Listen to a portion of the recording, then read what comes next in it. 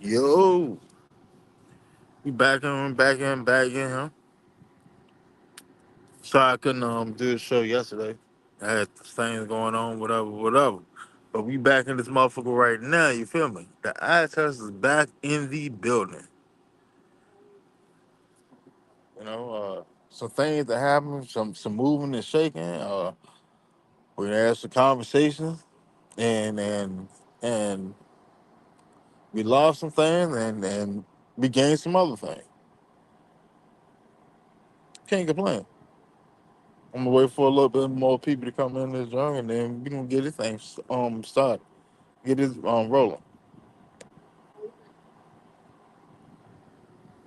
Like my boy Jordan Texas boy said this said it's a new era. we here, we here. Things are definitely changing, moving at a fast pace.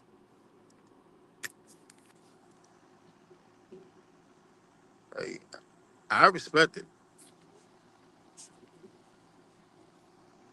Uh,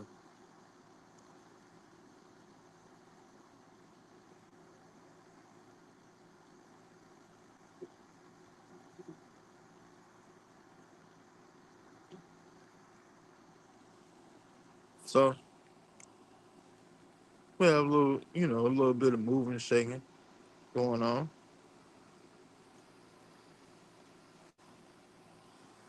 Biggest thing that happened, uh, Caleb McGurr. Like we was waiting for him to come back. Beside the offensive line operated last year without him, we were expecting for that anchor to be back this year. And whatever injury that he had, well, first and foremost, I would say that thank you, Caleb, for your service to the team. And I know a lot of fans not gonna like that. I get it. Because I feel the type of way behind it too, but I don't feel that bad about it because of that.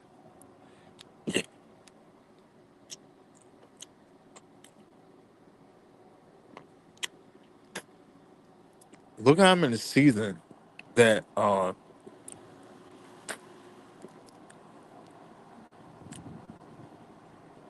Burlow, what's going on? Look how many seasons that Caleb McGarry played for, right? In all actuality, look how many seasons Caleb McGarry played for. Look how far he actually became and developed. How much his game actually rounded off to be on a well-rounded tackle, and then he decided that this injury that I've had since high school, I can't go no further with this, right? And us as fans, we all go sit there and say, well, hell, if you got that shit fixed a long time ago, you've been better. Yeah, this hindsight. This hindsight. Hindsight is always 2020. And I'm pretty sure he's feeling the exact same way. But if this injury was so substantial that you went in and had surgery to fix it, and you still can't come back, imagine what that man was going through for years while he was on the team. Say it was happening, baby. My God, what's good, Winston? What's What's good? shaking about? Nothing much, man. Shout out to the chat. Shout out to everybody, man. What's going on? Hey, sitting there talking about Pagari. I know, man. Man, it was sad, man. That I mean, I felt like he had I felt like it was just time, man. Cause once I seen that report when they was basically saying like when Kevin Stefanski was asked about the his status of when he was coming back, and they was basically saying like he might be ready for training camp. That's when I felt a little not optimistic about like his You felt a little shaky on it.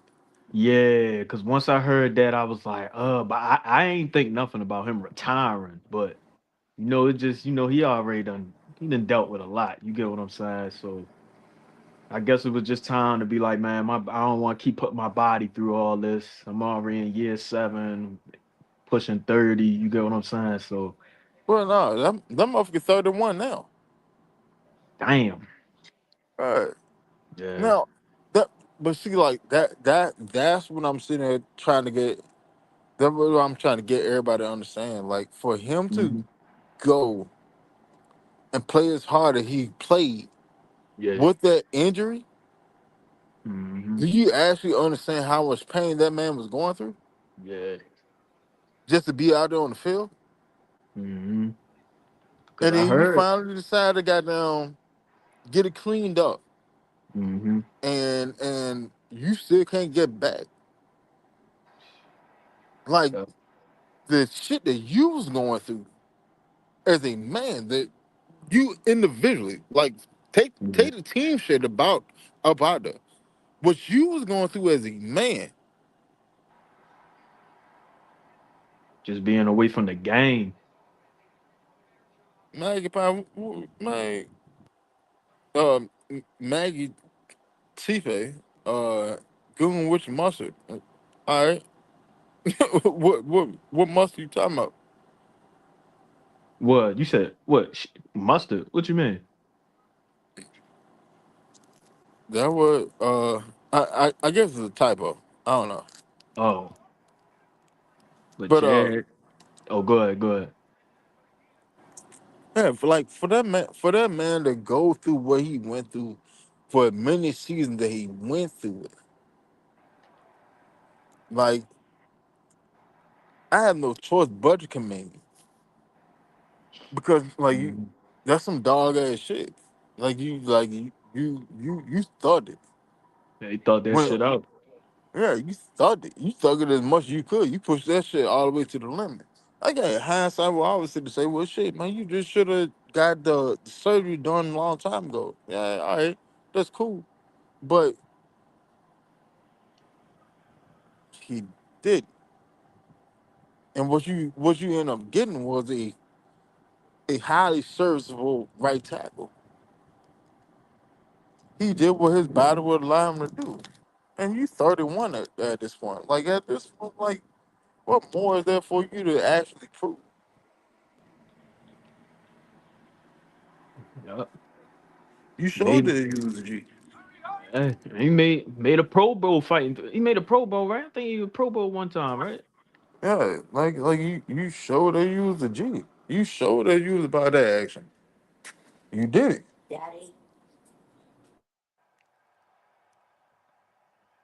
Yeah, cause my thing with him, it's just cause once we signed. Well, I ain't gonna get into the right tackle we just signed yet, but it's just you know I heard that was the thing with him coming out of college. He was dealing with they was how they had the draft report on players and everything. They was speaking on his injury and everything, and basically saying like just be careful of it, and then but like you said, he fought through it. He developed, played next to McGarry. I mean, not McGarry, played next to Chris Lindstrom.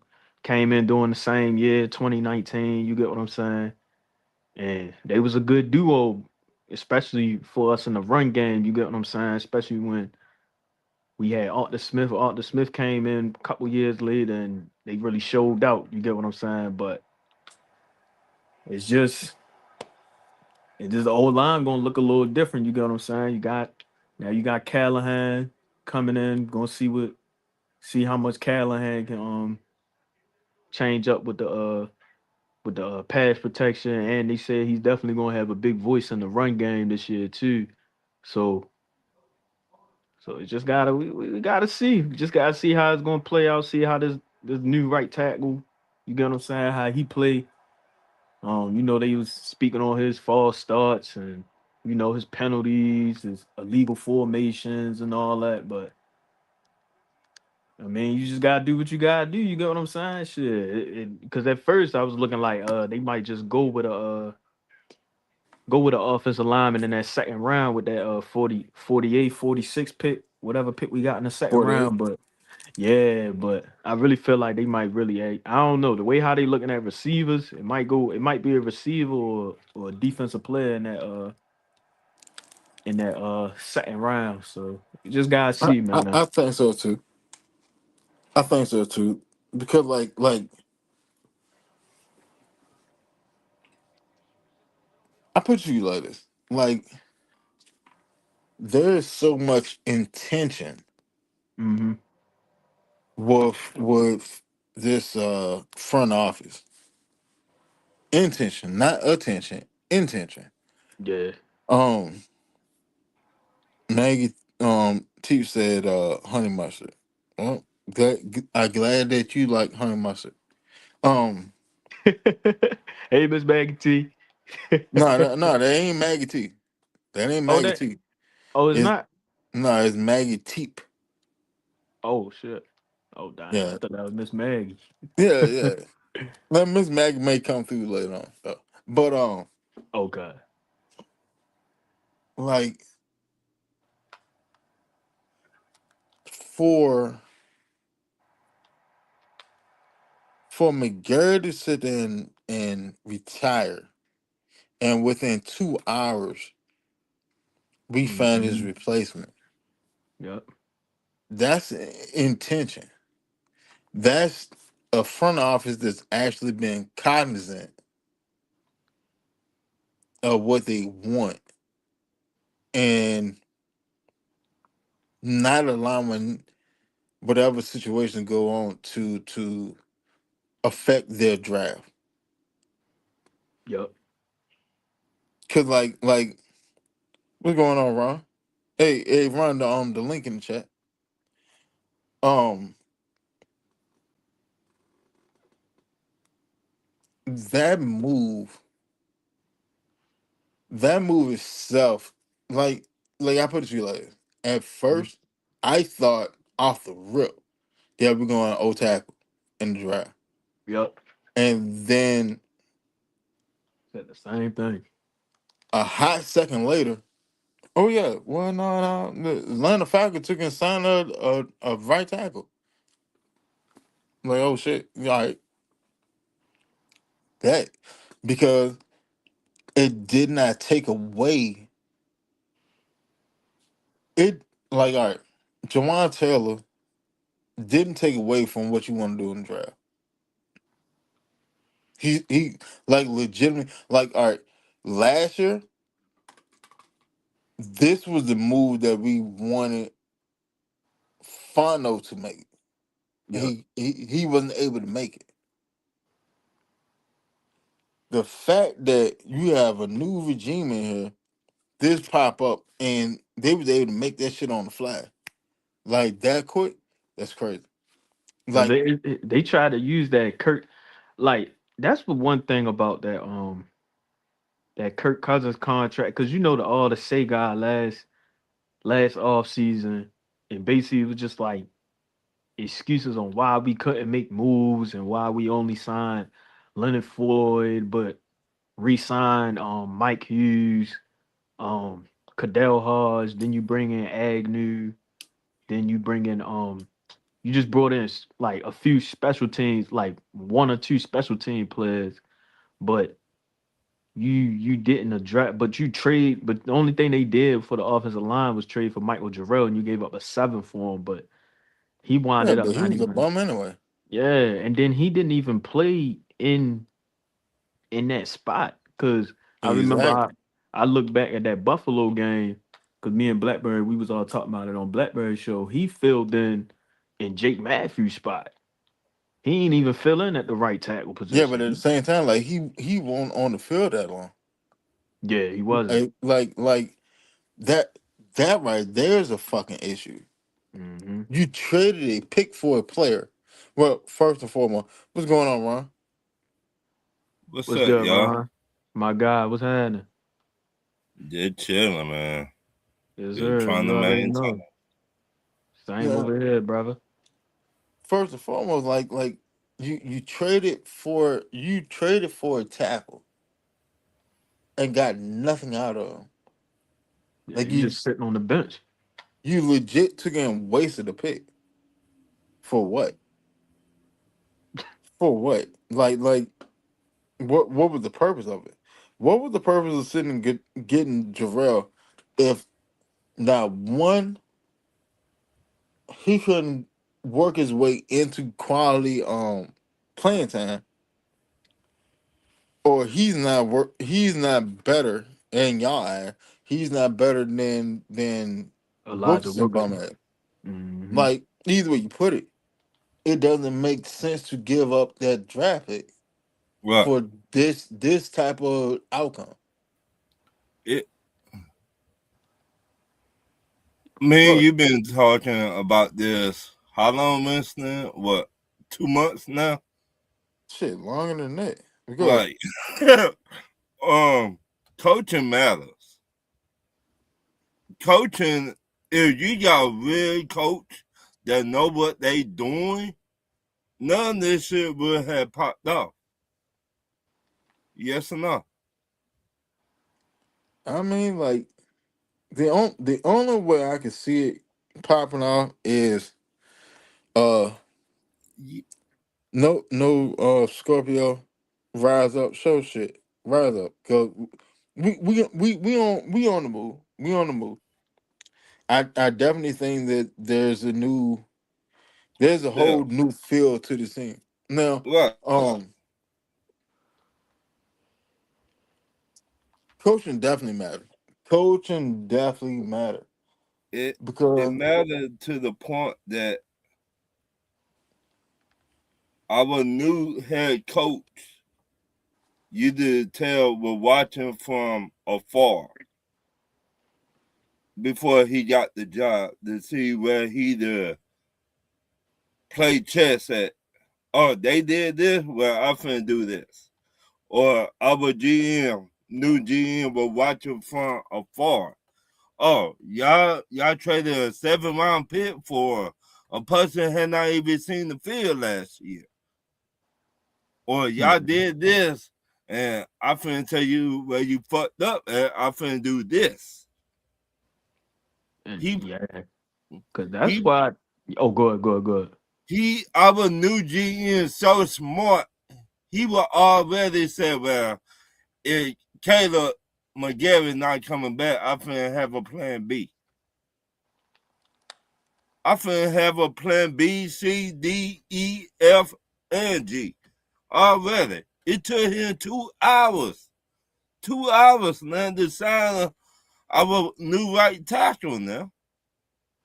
Where they do that shit at? Shit, they do that that shit. that's what winning organizations do. Dude. Uh, That's what they do. right. And I keep on saying, and me and you been saying it, Winston, you don't want to play chess no more. You want to play chess. You have to.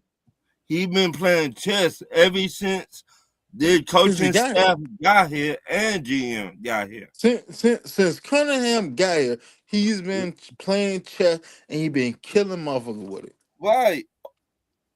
And the fan like I'm not gonna sit there and say every fan, but majority of the fan, they don't see the moves. They don't understand last year where we were weak at linebacker, right tackle, um, offensive center. We did all that in free agent. So now the draft like bonus. Mm. Now you can go draft and go get whatever the fuck you want. Right. You do If go wherever you want if to he go in the draft. Tiger David Will Campbell who From the Patriots? From the page. I don't know. He said Will Campbell. Oh, he talking What, about they let him go wasting a or pick they on. traded him? Or He might nah. He probably talking about like wasting a. I don't know if he talking about wasting a pick on a lineman because he was their first round pick last year, and then What? he played a role in that Super Bowl on like What? not really protecting Drake May as much as you get what I'm What? saying. Even though He's that whole supposed to. yeah, you get what I'm saying. That might be what he talking about, but I'm not sure. But I mean, This is but like, if you look at this fresh air coming into the building, they've been looking at their team for a good little minute. And so, but Terry Fonno and Raheem Morris fucked up, and I finna go fix it. but like that's a wild shit. Like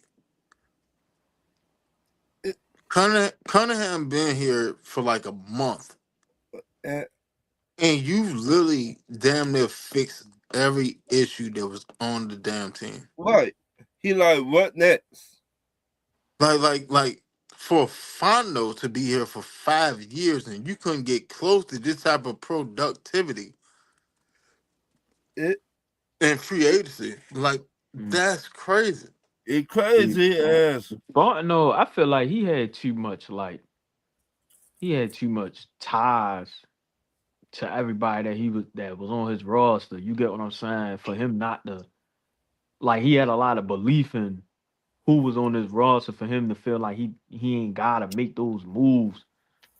Yeah, But but I mean, like if you draft a player, you're supposed to have that belief in them. But at the same time, yeah, like let's be honest, how many players did Terry Fontenot draft that's not in the league no more? You got Adioga Davis, you got Darren Hall, you got like I mean it's some shit motherfucker that he done drafted to the Falcon that are not in the right. league. mm, he held Now, on. now, Yeah, now, And like, I he don't got. know. Well, because the earlier draft, we figured out that Rich McKay had his hand in it. So when Terry Mhm. Fontenot was right, able to actually draft uninhibited, you smack shit out of the park.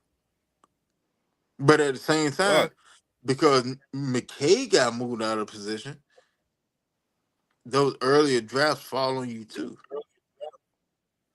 right. So Man, your it last like, two drafts, them hey, I'm not gonna lie, your last two drafts, hey, you did the damn thing. You did the damn thing. right, And that's why I thought he would have got a little bit more time um, because you right. you figured it out. You showed that you figured it out, but at the Yeah. same time, It and just and, and I said it on here. I said it on here like a long time ago. What happened? Oh, at the beginning of the season, uh, Kirk said some dumbass shit, and I sat there and said, "Could the Falcon did something behind it?" And I said and said, "This is what they're doing. They're tying at this point. They're tying uh Fontenot to Raheem. Right. So Fontenot future with the Falcon is based on whatever Raheem do this year. If Raheem go out the door, they both going out the door. yeah. Motherfucker And like, like, no, it ain't what happened. Yeah. Like hell it ain't. They took and tied them together. Matter of fact, I tell you exactly what it was. When everybody was sitting there calling for Zach Robinson to sit there and goddamn get fired early in the season. And he kept doubling down on Zach. No, it's great. yeah, that's just crazy. Zach know what he's doing, this, that, and the other. And then The special teams too, Marquise too. yeah. And see, But then they took it, they fired Ike, then they got like mm-hmm. it was moving everybody out of the way.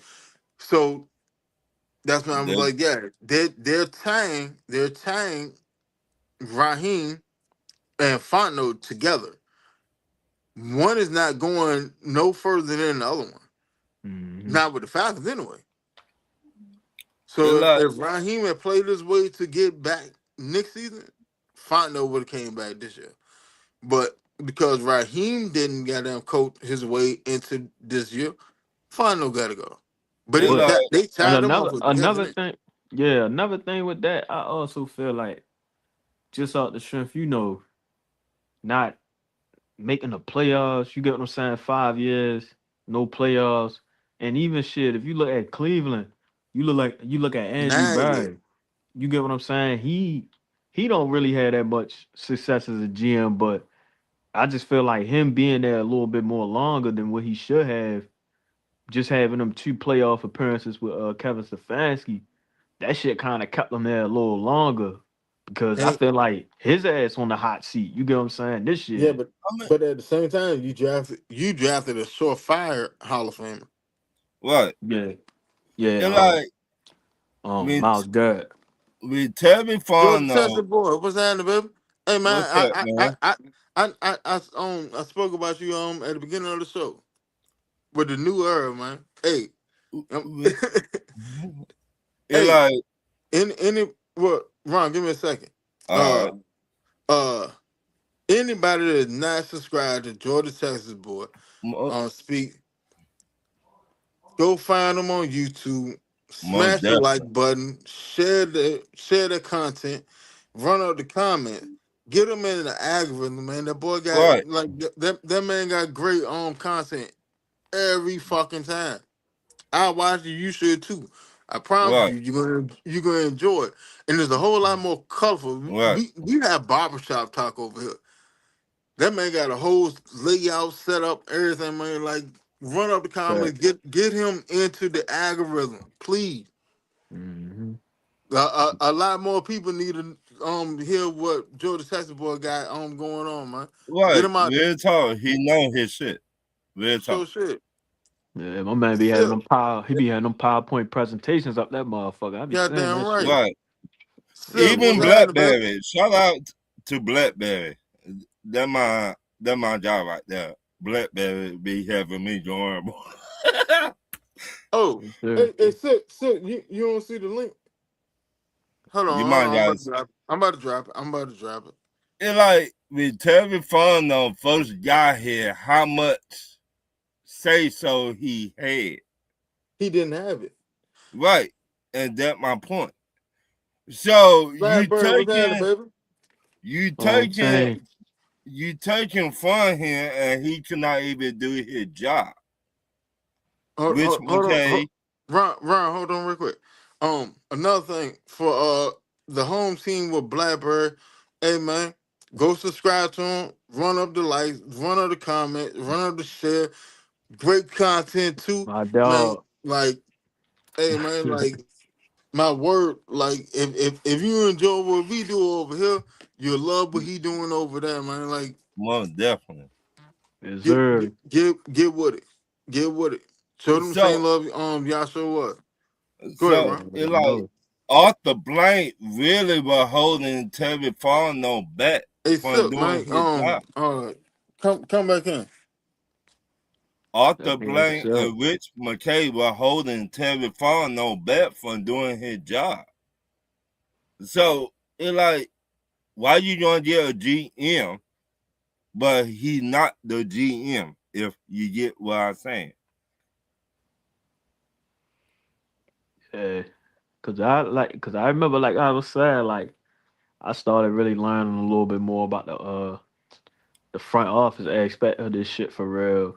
right? And like So just studying that nigga Rich McKay for real.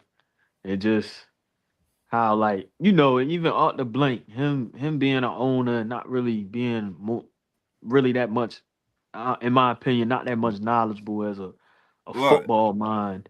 You get what I'm saying? Having right, that Home Depot background and all that, but it's just that Terry Fontenot shit about like me. I don't know because when I hear that, I don't really say too much about it because I'm not sure about it. Like his control, like how much control he really had, like how much was they letting him do. You get what I'm saying? I'm not right, sure. Like I don't really know. I don't know if that was even said. You get what I'm saying? right. I haven't seen it. I'm not saying it's not true, but but it's just like you said, his last two drafts, he definitely did good. Even bro, that 2023 draft, I I still like the draft a little bit, like cause who you had Zach Harrison, but it's still some injuries you was dealing with in that draft. Clark Right. Phillips and who else you had? Clark, Zach Harrison, DeMar O'Halloms. You had who else was drafted in that? I keep forgetting, but that 24 draft, you had Braylon Trice. He's still trying to get back in his Trice form. came out in the 23 draft. Nah, Trice was 24 Hold on, let's see. 24, because 20. he came Yeah, in there with nah, yeah, Penix. he was 24. B John came out in that goddamn 23 Right. draft. Mm-hmm. So it's So You just see, like, this is the thing.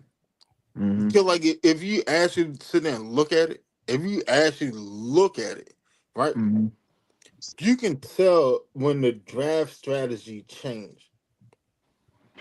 Because like from 2020 to 2023, it was like we drafted the names, the college names. You went and got Kyle Pitts because he was a name. You went and got right. Troy Anderson because he was a name. You went and got Adi Ogundeji because he was a name. You went and Man. got Drake London because he's a name. You got Bijan because he's a name. Like you went you drafted all the names, and then you get a 2024, and then you drafted the people that actually like made the identity of this team or Right. the identity that the fans want of this team, right? And Mhm. then Right. you had the 2025 draft. Oh my god, that was a smoker of a draft. Ooh. I'm sorry, like I can't think of a team draft with the amount of picks that we had just smacked it out of the ballpark as well as Fano did, Right. I and mean, he did. at least in the last 10 years.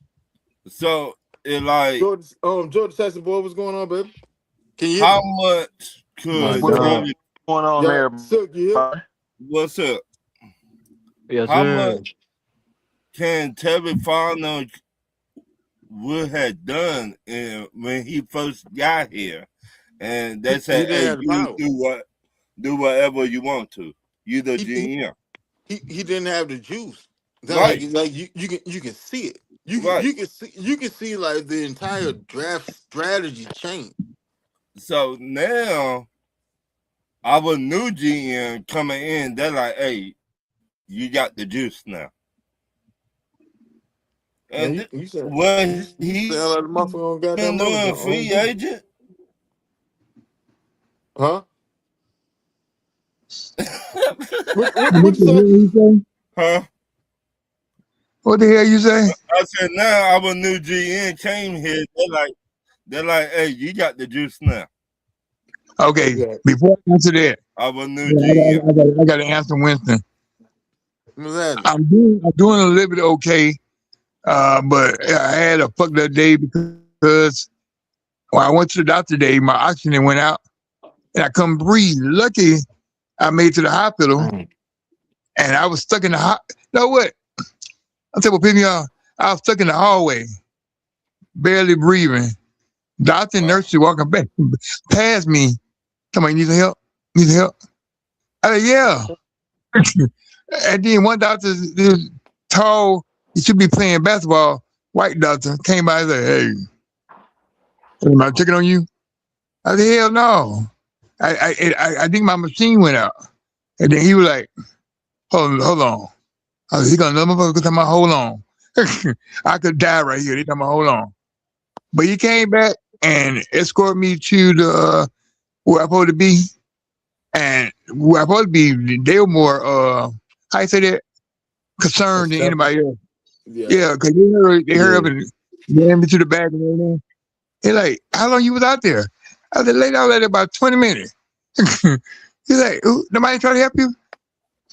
I said, don't get me started. I would start cussing and I mean, y'all work in the medical. Y'all can't Now, walk by. now, so now you talking about you couldn't goddamn breathe. You trying to goddamn cuss somebody out. Right. No, The shit Your said, I ass been don't give a your fuck. ass been stuck like Chuck. yeah, The yeah, shit but said, I on, don't on, give on a some fuck. real They shit though. finna get I'm this glad fuck. you're doing good though. Right. I'm glad they got it right though. yeah, cause I mean that big doctor, I tell you what, he should play for that shit, play for the Hawk. Think about 16. He like, I got you. He took me to the place and I need name. I told him thank you everything, and the lady was like, so thank the I ain't little know. white lady, the little white lady like calling my mother. Oh, thank you, glad you found him. I like Hey, found him. hey, Silk. Hey, Silk. Yeah, Yeah. yeah, you ain't learn your lesson from signing motherfucker just because they talk. What Porzingis do for you? What? Say it again. I said, y'all ain't learn y'all lesson from sitting there just signing motherfucker because they talk. What Porzingis do for you? Damn. Nothing. Oh, all right. They told me. Okay, They told. we had some big boys that do Cool shit. C was saying it, baby. We had some receivers that were fast here, didn't catch shit. Yeah. Who? What team? What team? What team you talking about, Silk? What receivers? I'm saying our team, we had some big boys Oh that yeah. didn't do shit for our team. We had some Man, sorry diamonds. Who said some man. SARS? Yeah. That nigga said some SARS. I ain't never heard that. I ain't never Okay, heard Yeah.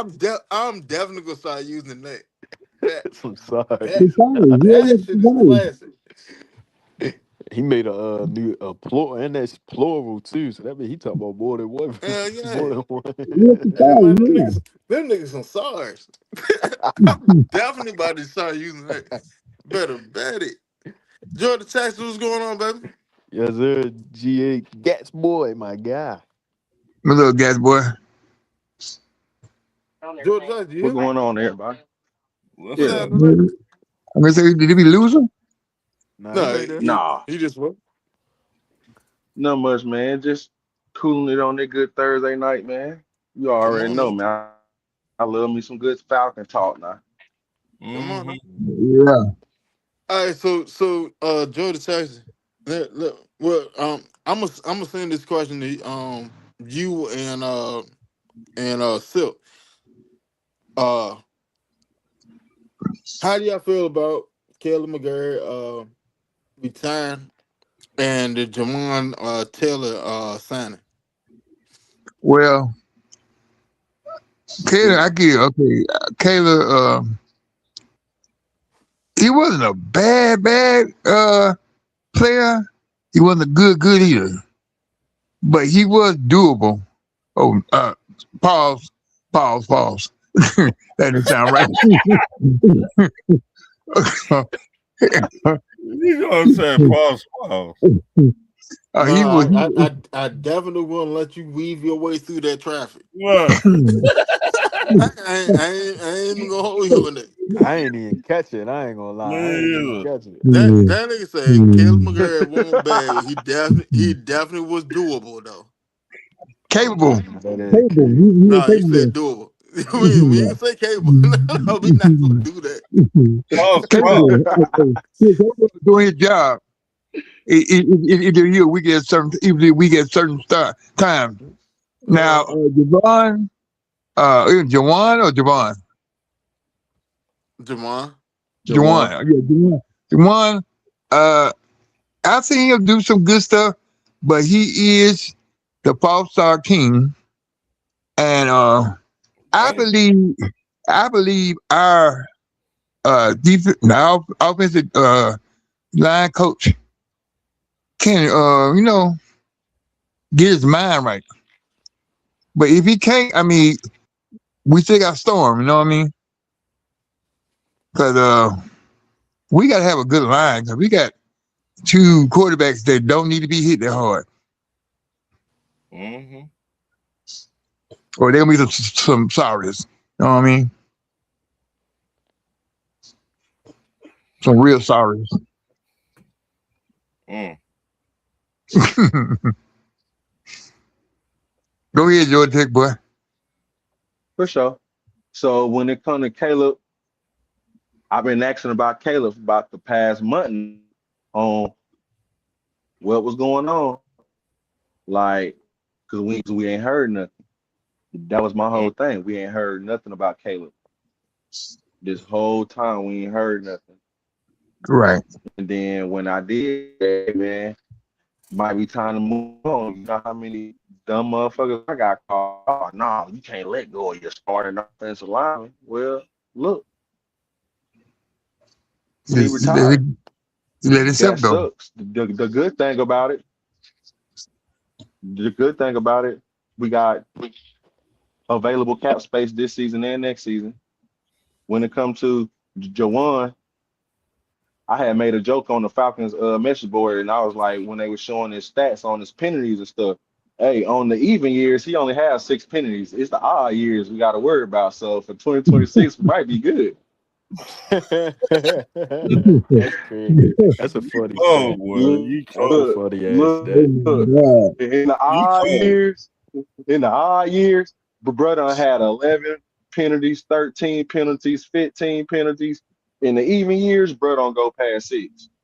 You cold, boy. You They came at you, boy. Like, oh Lord, here you go. Shit, the Chiefs paid us some but bread but too, the though. whole Jawan Taylor thing, but the whole Jawan Taylor thing, and it don't count against the comp because he was cut. But I love how Ian did not wait, did not hesitate. It didn't even take an No, hour after it was announced that Kayla McGarry retired. Jawan Taylor was coming to Atlanta. he didn't even flinch. And that's what I was saying about Terry last year. Your first string and second string right tackle go out and you don't do nothing. It ain't nothing you can do. It No, ain't not nobody you can again. go get. Ian showed, nah, I ain't going through that bullshit. I'm gonna go get somebody. And another, we got Bill Callahan.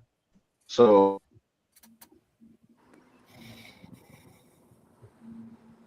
Yeah. that's a plus for us. We got one of the best offensive line coaches in the history of the game.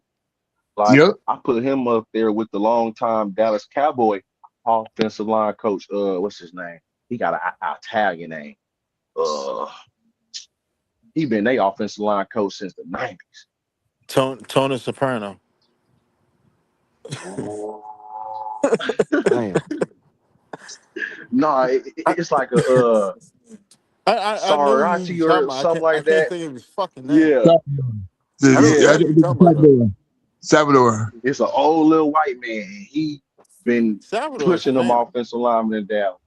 No, it ain't Salvador. It's like No. a Sariachi or something like that. It's like Sariachia or something. But man, that dude been there for a minute doing this thing. But like on some real shit, like George Texas, like I agree with you. Like if I'm gonna be honest with you, if Fontenot was in this position and he showed what he did in the same position last year, we would have got a player that won't even serviceable to get on the damn field.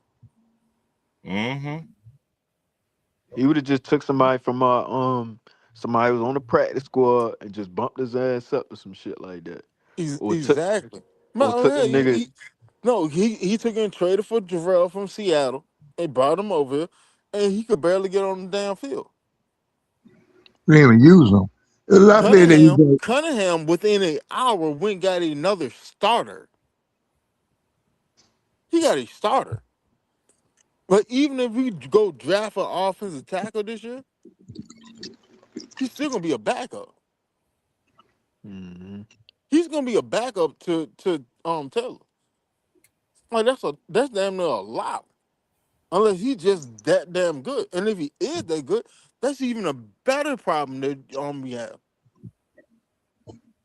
Yeah, and that go to what you talking about with the intent, because I'm pretty sure, like, because even last night when we was on a Dirty Bird fly through, me and Georgia Texas boy, we was basically saying like it felt like they once McCurry retired and before like probably like 30 minutes in, once everything like synced in, we thinking like, oh, change of plans in the draft. They probably gonna go straight, offensive lineman in the draft. But then they basically said, no, we not finna be back in the position that we was just in the previous year where we didn't have a right tackle. No, I'm finna go out and get a starter.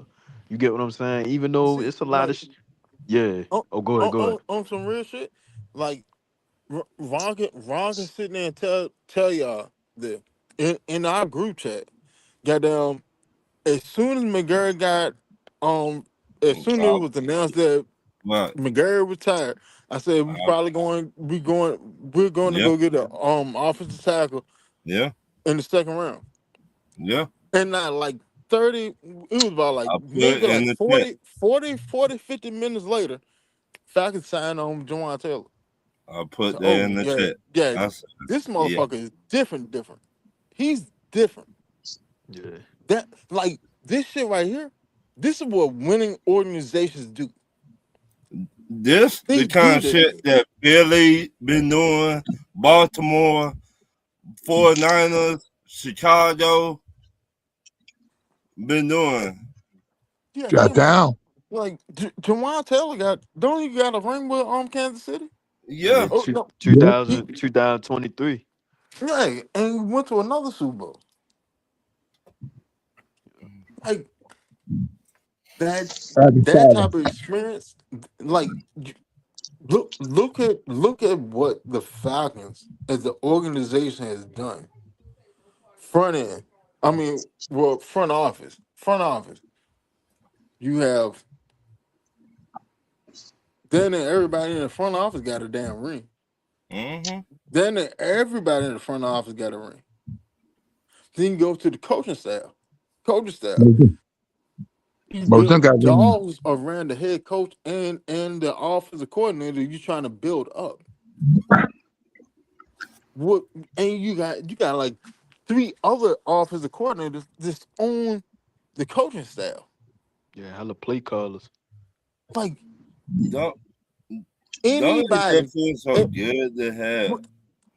watch it. When was the last time in the Falcon to put in place shit where if they is starting to slip or whatever, they have somebody else to fall back on and go ask questions to figure No. their shit and get their stuff out of the rut.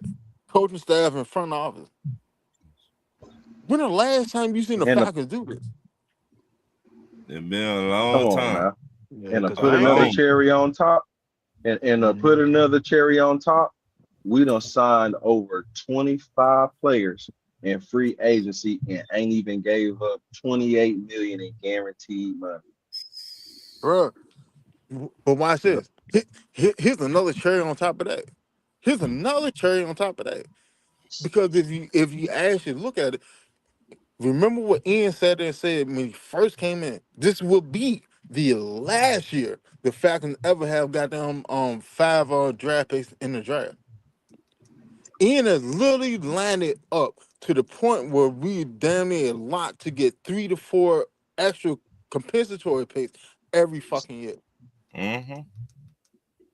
Was we ever even getting like when we had Dang, fun? don't that sound When like the when the last time the Falcons got a compensatory pick?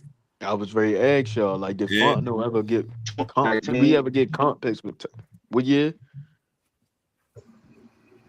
Was it 18? 2019, 19, Damn. yeah. 19.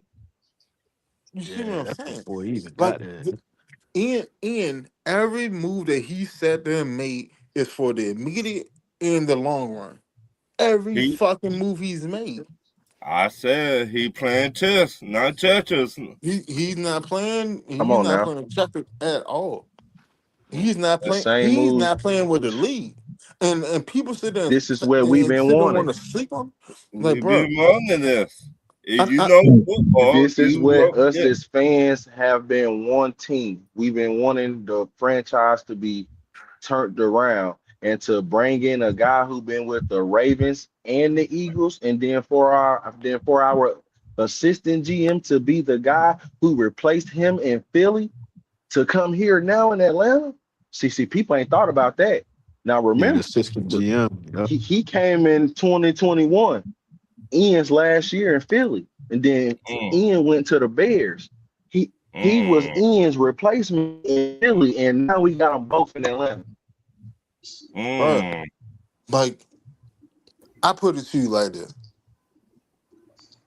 Because I'll be the first one to sit there and say, and I said and said it on the show. If y'all want to go back and look at it on the whatever, you know, um, I said it said I am not a fan of the Stefanski hire, but if Stefanski fuck around and put the right people around him, I get all the way behind it. I will sit there and say right now today, this shit looking good, bro. Now, No, let, matter of fact, hold on. I do one better. This shit is looking great. right. Yeah. This is looking great. Let me This is looking entirely different than any Falcon format that we've ever had beforehand. Hey, Winston. Hey, Winston. Good. Um, how do you like the team meeting? Hey, I do you one better. I do you one better. Stefanski when Stefanski sat there and had his presser yesterday. Yeah, And they said and asked him, well, what is the team identity? That was the answer that he said and gave was the best answer. And I put it in the chat while it was happening. I said, this is the best answer he done had this entire person. mm-hmm. That man said there and said, our team identity is player accountability. They police themselves. They need to understand what we want, what everybody want, what we're trying to do. They need to be accountable to themselves. Mm-hmm. You know what they said there tell me? Ain't no motherfucking egos in here. Nah, that shit is out the window. Right. Either you get with the program or get the fuck Facts, on. Yeah. Either you 'Cause- sit there facts. and you toe the line, and if your partner ain't toeing the line, get his ass the fuck about here.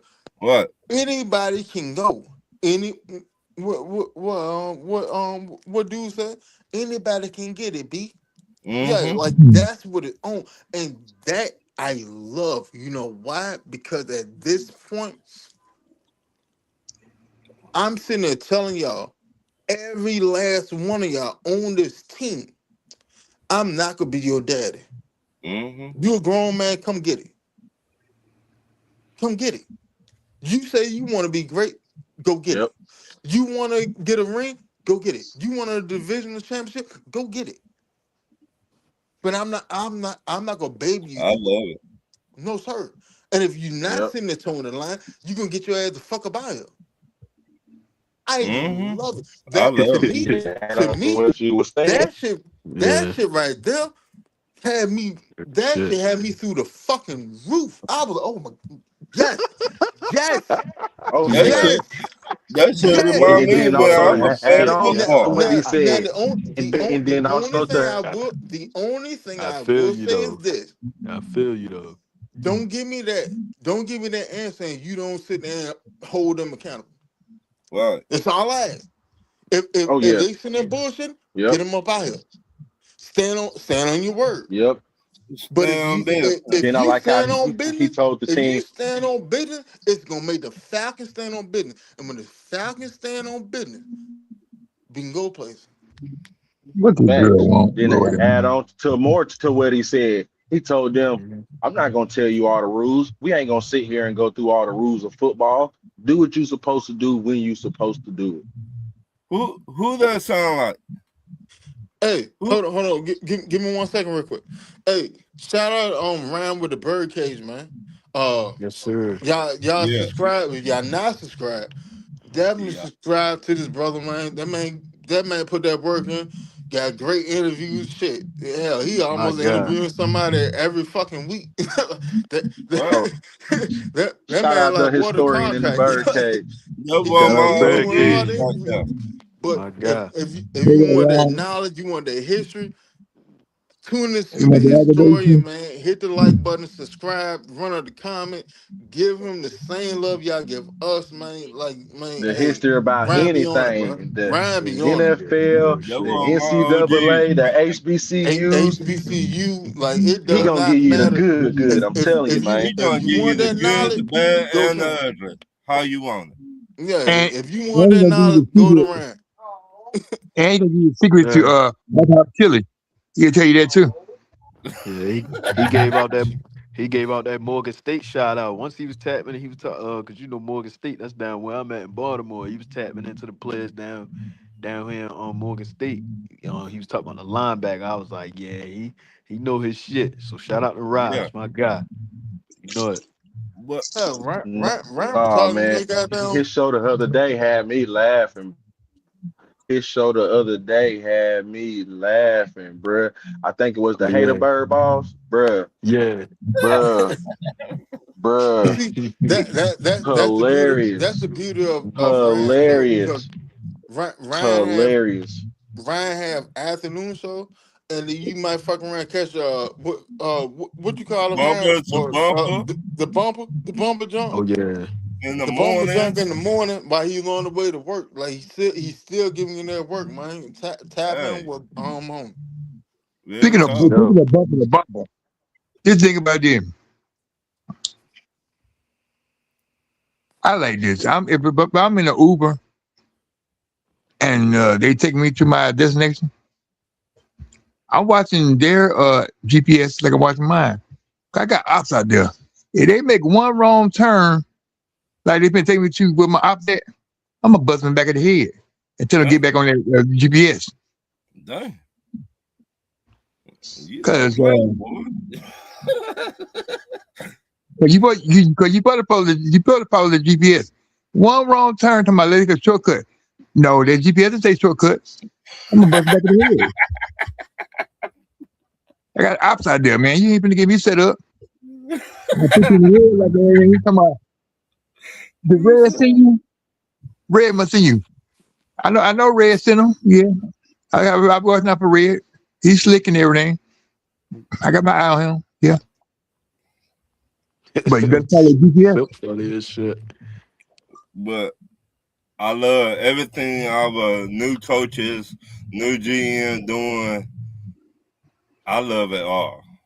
Uh, Oh, Yeah, me cause too. I It, like it because you know you gotta this a young team. Like it's a real like we got a real young team. You know, you got B John stepping in the year 4, Drake London stepping in the year 5. You got a lot of young players and you know you it's the type of things you gotta they need to hear, especially, you know, us coming up short these last few years since they've been here. But it's just like it's just some things they need to hear because in order for y'all to, you know, take it to the next level, it's just these are the small things that y'all gotta do. But at the end of the day, y'all the players, y'all the ones on the field. So it's just it it falls, you know, even the coaches, you know, they get their part of you know, they gotta do their job as well, just as much as the players. But at the end of the day, y'all gotta execute. You get what I'm saying? Like I always keep saying, the special teams, like he said, special teams gotta build an identity, defense gotta build an identity, offense gotta build an identity. You gotta get And out the boy, shit. and Braylon is back. hmm So it's just, you know, you got to get out these situations where, like I was saying yesterday, where your defense, they giving you an opportunity, they getting the offense off the field 3 times in a row, 3 straight 3-and-outs, but then you come on offense and you're not like converting, you're not capitalizing off of that. So it's just like you got to be able to tighten up on them little small things going on during the game. You get what I'm saying? So it's just, you know, that's why all that accountability and everything is getting pushed because, you know, it's just things like that. You know, it's sometimes it's really sometimes it's Mhm. coaching, but sometimes it's execution as well. So hell yeah. Hey Ryan, yep. Hold on. I was just Can sitting y'all hear back me? listening, man. I can hear everything y'all saying. I Hey appreciate you Ryan, letting go me ahead. on. My Shout out to God, the Birdcage. He in the building. We'll talk. Y'all go ahead talk. Let me what's good? get my Man, What's audio good, mic man? right. LG.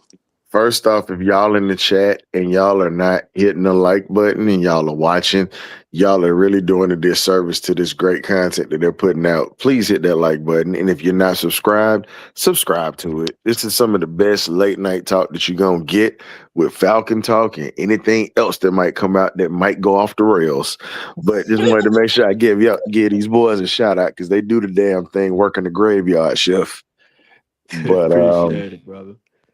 man, look, y'all are talking about the identity part, and I respect it. This is the thing that I got to speak on. Ian Cunningham is already letting you know what the identity of this team is going to be from now on. Not just the players, front office on down. Mm-hmm. When there is a need, it will be addressed expeditiously. He has not sat, he has not waited. Anytime we've had a need, he's gone and got it, even if it was not popular. So I know a lot of people tripped out about the Jawan Taylor pickup, but y'all got to understand, he's just building depth. Not saying Taylor gonna start. He just building depth. And what have Mm-hmm. we been complaining about for years, fellas? That That floor. yeah, we need more bodies out there. It, Yep. we gotta get better. Feel me? And The floor of the team. 'cause like Deshaun was saying, he talked about that player meeting and everything. Here's the thing, okay? Part of that player accountability is bringing in guys with experience, even if they don't start, how they can help the guys that's starting by knowing what to do. Because experience plays in a big role for this team. Mm-hmm. Like Jawan Taylor might not be the ideal pick, but you can't replace that man got 111 games and he's played in two Super Bowls. All right. Just Deep saying. playoff and deep playoff runs year in and year out with Kansas City. So, and then on Yep. top of that, it's like the Chiefs. They paid him some money when he left Jacksonville. So And he. Oh, go ahead. so, yeah, that's all I was saying. And now, yeah, he got the holding issue and got a few things, but you got to also look at the fact that we got one of the best offensive line coaches in the game. Really, not even in the game in the history of the NFL with Bill Callahan. Mm. So all I'm saying is, at this point, if we bring him in, Callahan might be able to do something with him. But just be on the lookout. It's a kid that I spotlighted tonight, Winston, and I saw you in the chat. Y'all look out for Caden Barnett. Caden Barnett is a guard. Don't be Mm. surprised when Matthews retires that I know Bergeron is nasty at that guard, but remember he was an offensive tackle at Syracuse. Don't be Mm. surprised if they don't draft a guard to sit there and kick Bergeron out because Bergeron's got experience to start. I said that shit last year. I said that last year when McGurry got hurt. Go ahead, kick Mhm. Bergeron out because he's still early trying to develop as a guard. Mm-hmm. Mm-hmm. Like the longer you let him play guard, and then you want to slide him out later, that's gonna be an issue because he done got set in his way. Mm-hmm. Muscle memory is fucked up. So now he's Yeah. relearning what he was used to doing. But like I'm gonna keep it a band with you, man. Like I think, to be honest, I think our draft pick this year is probably that second round pick, that first one. Well, like if we do accrue another one, Mm-hmm. I think the draft pick will probably fuck around and be it probably be an offensive tackle. Mm-hmm. Yeah. Mm-hmm. And With that second round pick. mm-hmm. Yeah. It's either gonna be that or a defensive tackle. It's either gonna be that or a defensive tackle because we Yeah, need one of each. yeah, Because Hey, we need one of each.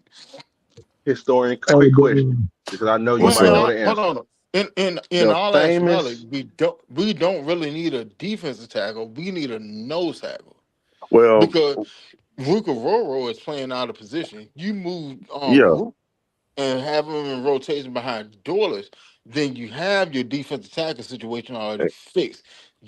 What we really need is a zero fucking nose tech. tackle, a legitimate nose tackle, not hmm not a player that's masquerading as a nose tackle. Well, the reason I said a D tackle is because if we get a zero tech Winston, with the way that Ulbrich runs that defense, he's going to have to be able to play the three and the four tech as well as playing the zero. You yeah, get what I'm saying? And Now, you now, understand. Ryan, Ryan. Now, you know as I know. A lot of Yeah. people don't understand what the hell you just said there. Oh, I'm Say sorry. I'm sorry. so. Go, I, go explain what a 0-4. so Please, So I'm God. I'm I'm sorry. It Explain was that to him. I'm sorry that football acumen's coming out. But so when we say a nose tackle and a zero tech, so your zero technique means you're head up on a center. Your defensive tackle, your nose tackle, your 300-pounder that we talk about is right in the center's face, Mhm. and that is the zero area, pretty much zero hole. When you talk about the three technique and the four technique, the three technique is to the left. So I'm gonna explain this to you so y'all can understand what this means. Anything that is odd numbers, 1, 3, 5, and 7, that goes to the left. Anything that is odd from 2, 4, 6, and 8, that goes to the right. So when you hear people say three tech, two tech, four technique, that means they're talking about different sides of the defensive line. That's what that Now, means. I will sit and say that. Now, if you're an offense player, if you're a running back, Mm-hmm. and you're looking at the line of scrimmage, it's flipped. Mm-hmm. It's Yep. flipped. So if you're a running back looking at the line of scrimmage, everything odd is to your left. Mm-hmm. Everything right is even. Mm-hmm. That's how it is. Now on defense, it's spun around. Yep. So For just Yeah, put sure. it this yeah. way. Whatever your left side is, that's going to be your odd side. Whatever your right side is, that's going to be your even side on either side of the ball. It's a Yeah. numbers Hey, game. But people, listen. but Winston, most people don't understand that's a numbers game, and most people forget that they keep it simple when it comes to being up front. It's when you get to my area, being in the secondary, because I was a safety and a corner. So I It, was a it corner. get it get a little bit as a safety. It gets a little bit difficult because you have to know what the linebackers know, and you have to be able to call out stuff that they can't see. So you're not only doing that, you're also the last line of defense. But that's just a little football 1-on-1. We ain't gonna get heavy into that because Mhm. that's an all night conversation. That's that. Can That's Oh that. shit! That's that free. I That's the saw free that all game. day long. I take one I Free thing? love it. game. Can I I take love one it. No, we gotta feed. Hey thing? Winston, we gotta feed people baby steps, bro. Because you I just got want to people. say one thing. I just want to say one thing before I got to go because the message kicking in. Winston, I did get in an argument with a deaf girl. I just told her to keep my name out of her hands, so I just left. Wow. But anyway, good night. This, You're messed up. somebody got to stop. So this nigga, this We'll be motherfucker, coming out the random with that shit. You're this messed motherfucker up. said I ain't I got to argue blame with a deaf girl that told her to keep my name out her hand. I That, blame G I blame GA Texas boy for this. you're messed up, boy. What the This fuck? thing crazy, man. And then That's he over. leave. Hey, He GA left Texas right boy, after that. I blame you for this. You influenced that man. What That's Uh, happened? over. uh, uh, He hear what Suck just say. Oh God. Man, That's over. that man said I got to argue with a deaf girl, and I told her to keep my name out her hand. yo, That's That's Like, something over. that like that's some of the most cold blooded shit. and then the nigga dropped the mic. Nigga And he dropped the dropped mic the and mic left. on in hard ass. That's over, oh That my nigga boy. crazy, God. yo. Hey, Ain't no hey way. Winston. Huh? So And no, but you don't Winston. put that. You can't put the Eve on me, Ricky Bobby. Hey, GA Texas boy. I know me and Winston went off the rails. You said it was something you was trying to ask. Yeah, What was that the offensive line coach for the Dallas Cowboys. say? Okay. I can't remember his last name, but he's a short, old white guy, and Just know you might know his name. Damn it, you would ask me that when I didn't know right offhand, but yeah, I know who he is. I can't think of his name right offhand. He was We all testing been your trying to figure age. out his name. I would look it up, but my damn hold up. Let me look it up. Let me look W- it up. Cause my damn phone be getting hot when I'm on StreamYard. Hold up. You said in the 90s? When was it? he was their whole line coach in the 2000s too. Like not just doing the Super Bowls. Like he was there for a while. Like maybe for like a couple decades or two. He a old short guy. Last Tony name start with an Sperano. S. Tony Sperano. Yeah, You heard me? Yeah, I heard you. Tony Sperano. Okay. Cause before him, it was Hudson Hood.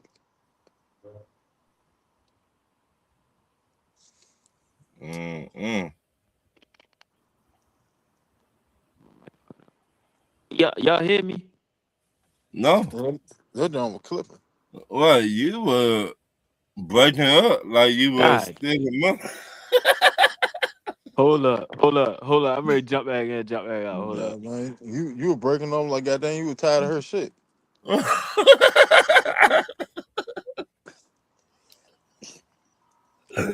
Oh shit. Yeah, though, So with man. the moves that Ian made so far, do y'all think with us being 2 weeks from the draft that our uh direction that they were saying we was going in the draft, the D tackle and wide receiver, you still think that's the strategy, or you feel like with this McGarry now the strategy could change? I don't think the strategy changed at all. Like I, at all. in my Because opinion, I think we're gonna everything trade down. everything that you needed to address, you kept addressing. Well, All right, I'm back. it, in my opinion, I think we're gonna trade down with our first pick. Then, Good. Hell no. but if you listen to what Ian said when he first got here, this be the last time we will have 5 draft picks. So But they're telling me we're gonna trade down somewhere in the draft and pick up more picks. I just feel like with that second, I it's kind of hard to just move back from that. I mean, because they did say this draft would be more of a heavy draft where you see not even just the Falcons, like you'll see a lot of teams like trying to trade back. But like I Right. keep saying, like the picks that we got, I mean the picks that he talked about, I think this year, if we could still be at 5, I wouldn't be surprised if we still be at 5 picks this year and just wind it up just sticking with 5, or if You we gonna suck trade it back. out. Yeah, you get what I'm saying. I'm more thinking about 2027 where you'll actually have more picks. I think he trying to set up the future. I don't think you can mess around and try to do too much, especially when you just trying to right now you're just trying to build the floor of your roster and then just come into this draft where you don't really that's why I was scared about Terry Fontenot Mhm. coming in. Yeah. What? Yeah, that's why I was Ron, can you hear me? you can hear me? Yeah. Can you hear him? Yeah. Yeah, yeah, I hear you. But yeah, like I said, like that's why I was a little nervous You hear about him? Terry. Yo, Yeah, keep talking. Let me I come bet. back in. But so basically, it's like that's why I was a little nervous about Terry Fontenot coming into this draft because it's like what I was saying. Like it's just I don't know what his like because you would basically really had to bank on these players to really like you would have to bank to hit on all these picks.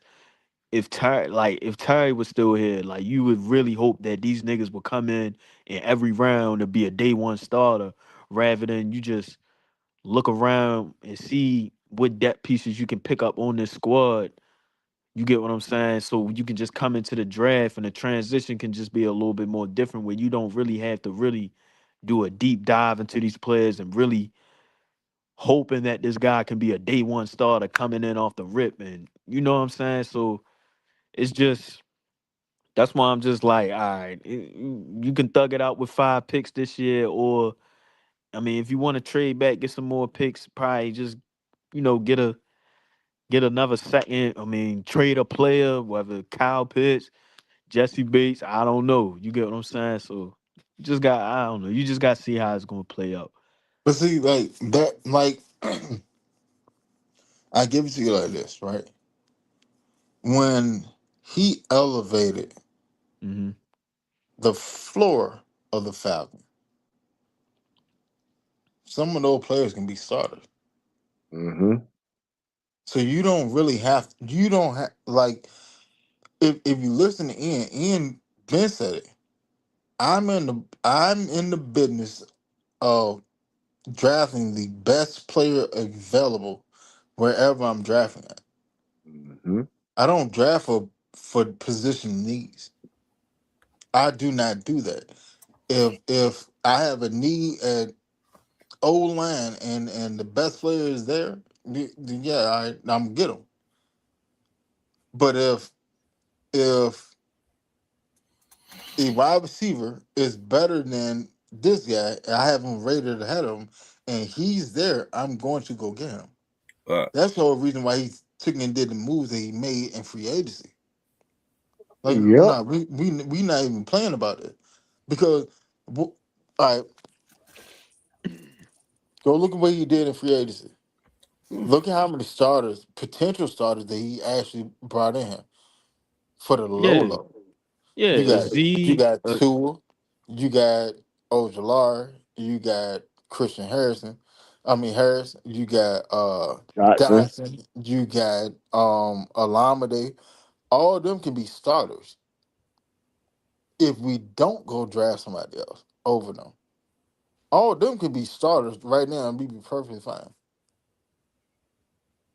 yeah. Because it's just my thing with it. It was just if you had Fontenot, like knowing how Fontenot like was approaching the draft, because it was just more like when you look at his drafting, like we always mentioned, it was just like he was trying to make up for the previous season, and it was just coming into this draft like how I don't know how he could, because even the free agency, like what he would have did if McGarry would have retired, would have been just another practice squad guy you would have brought up, or would have been somebody you just bring it from like another old lineman playing out of position and then just throwing them out there.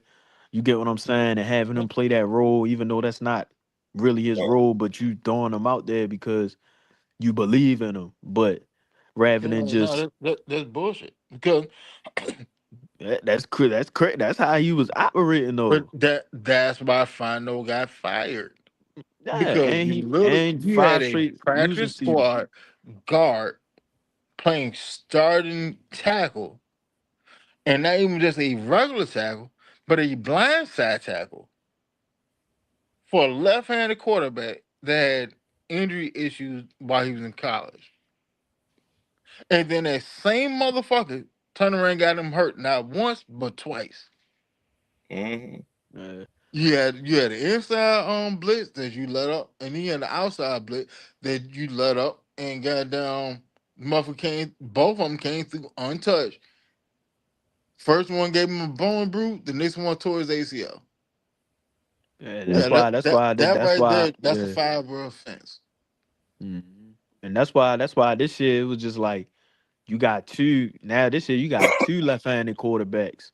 You get what I'm saying? And you winded up losing another. You basically lost McGarry for good. Now you get what I'm saying? You lost a blindside protector, and then you don't want to make that same mistake that Fontenot did.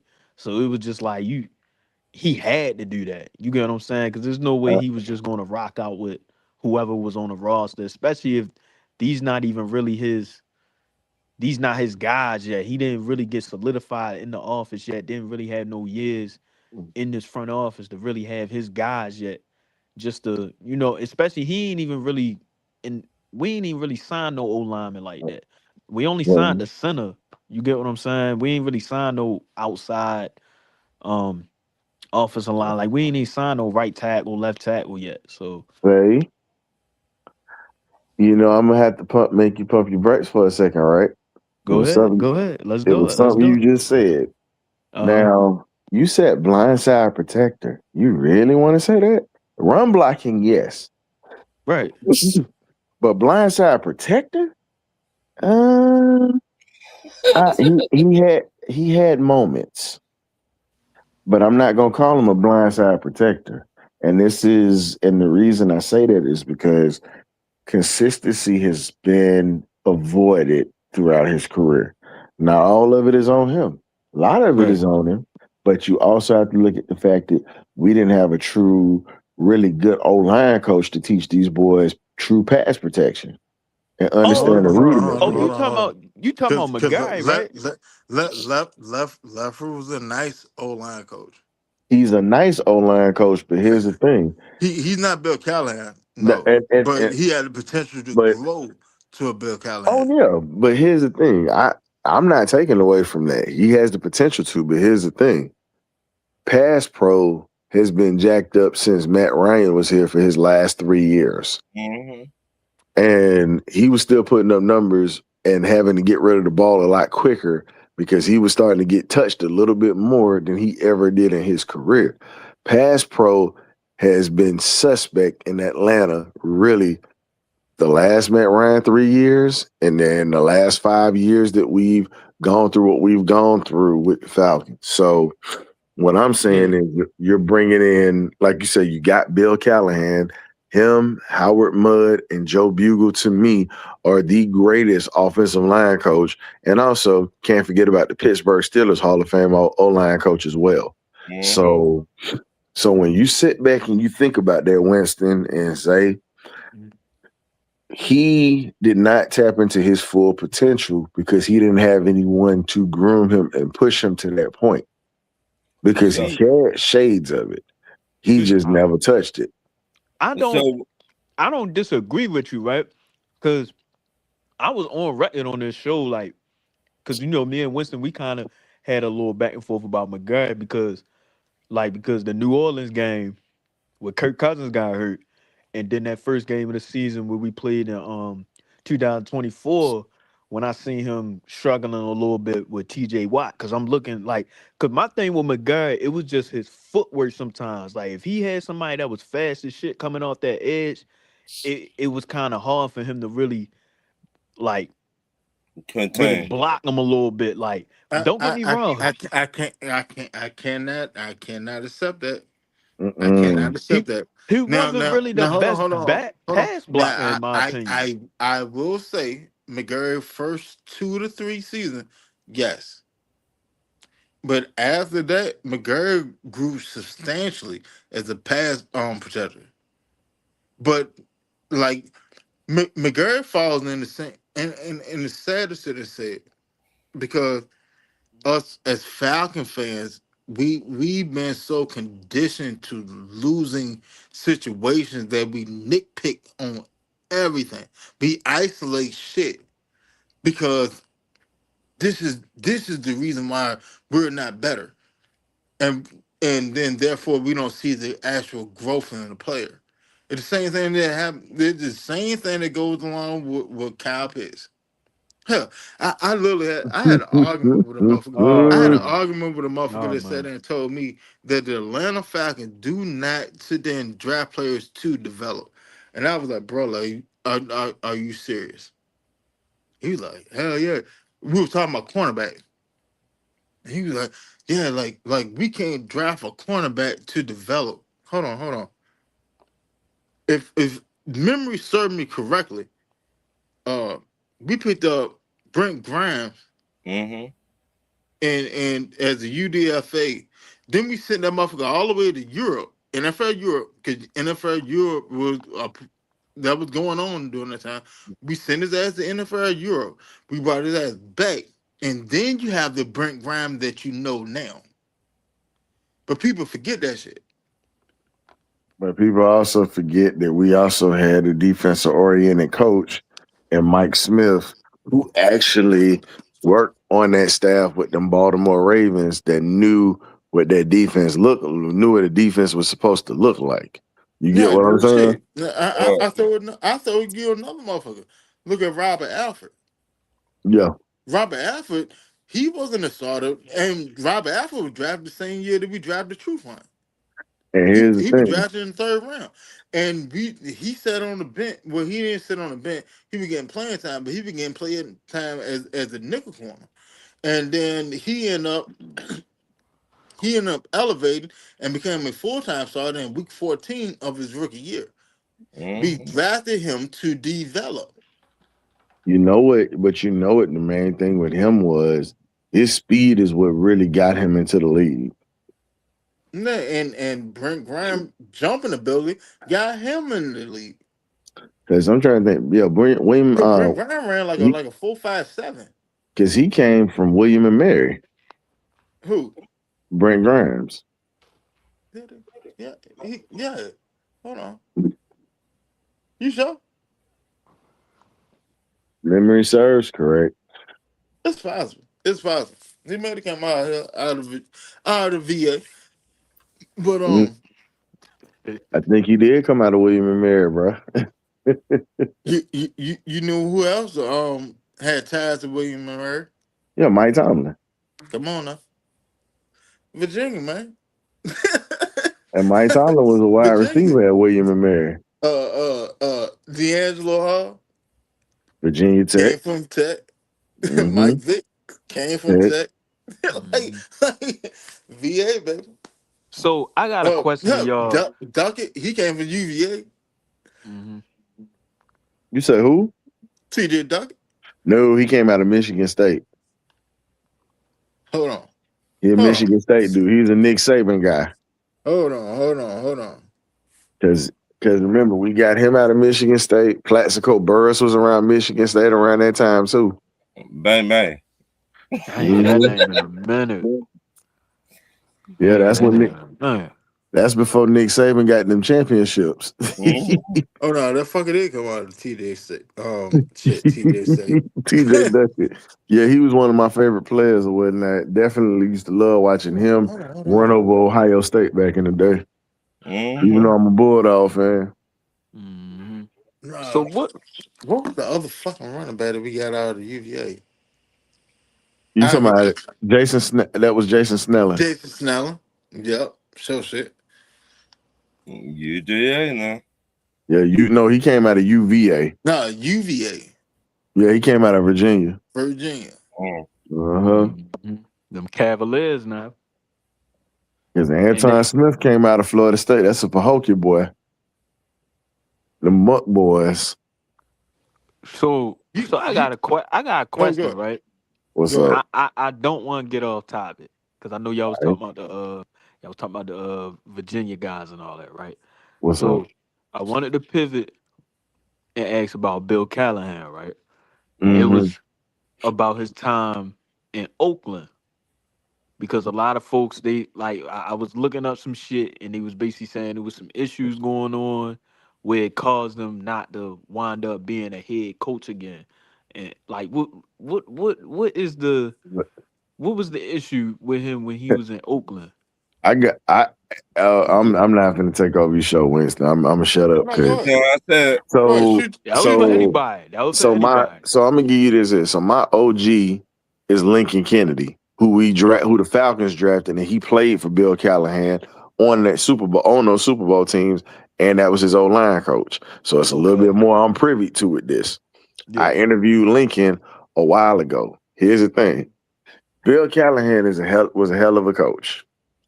Me and Yeah. Link talked about it off the record. Hell of a coach.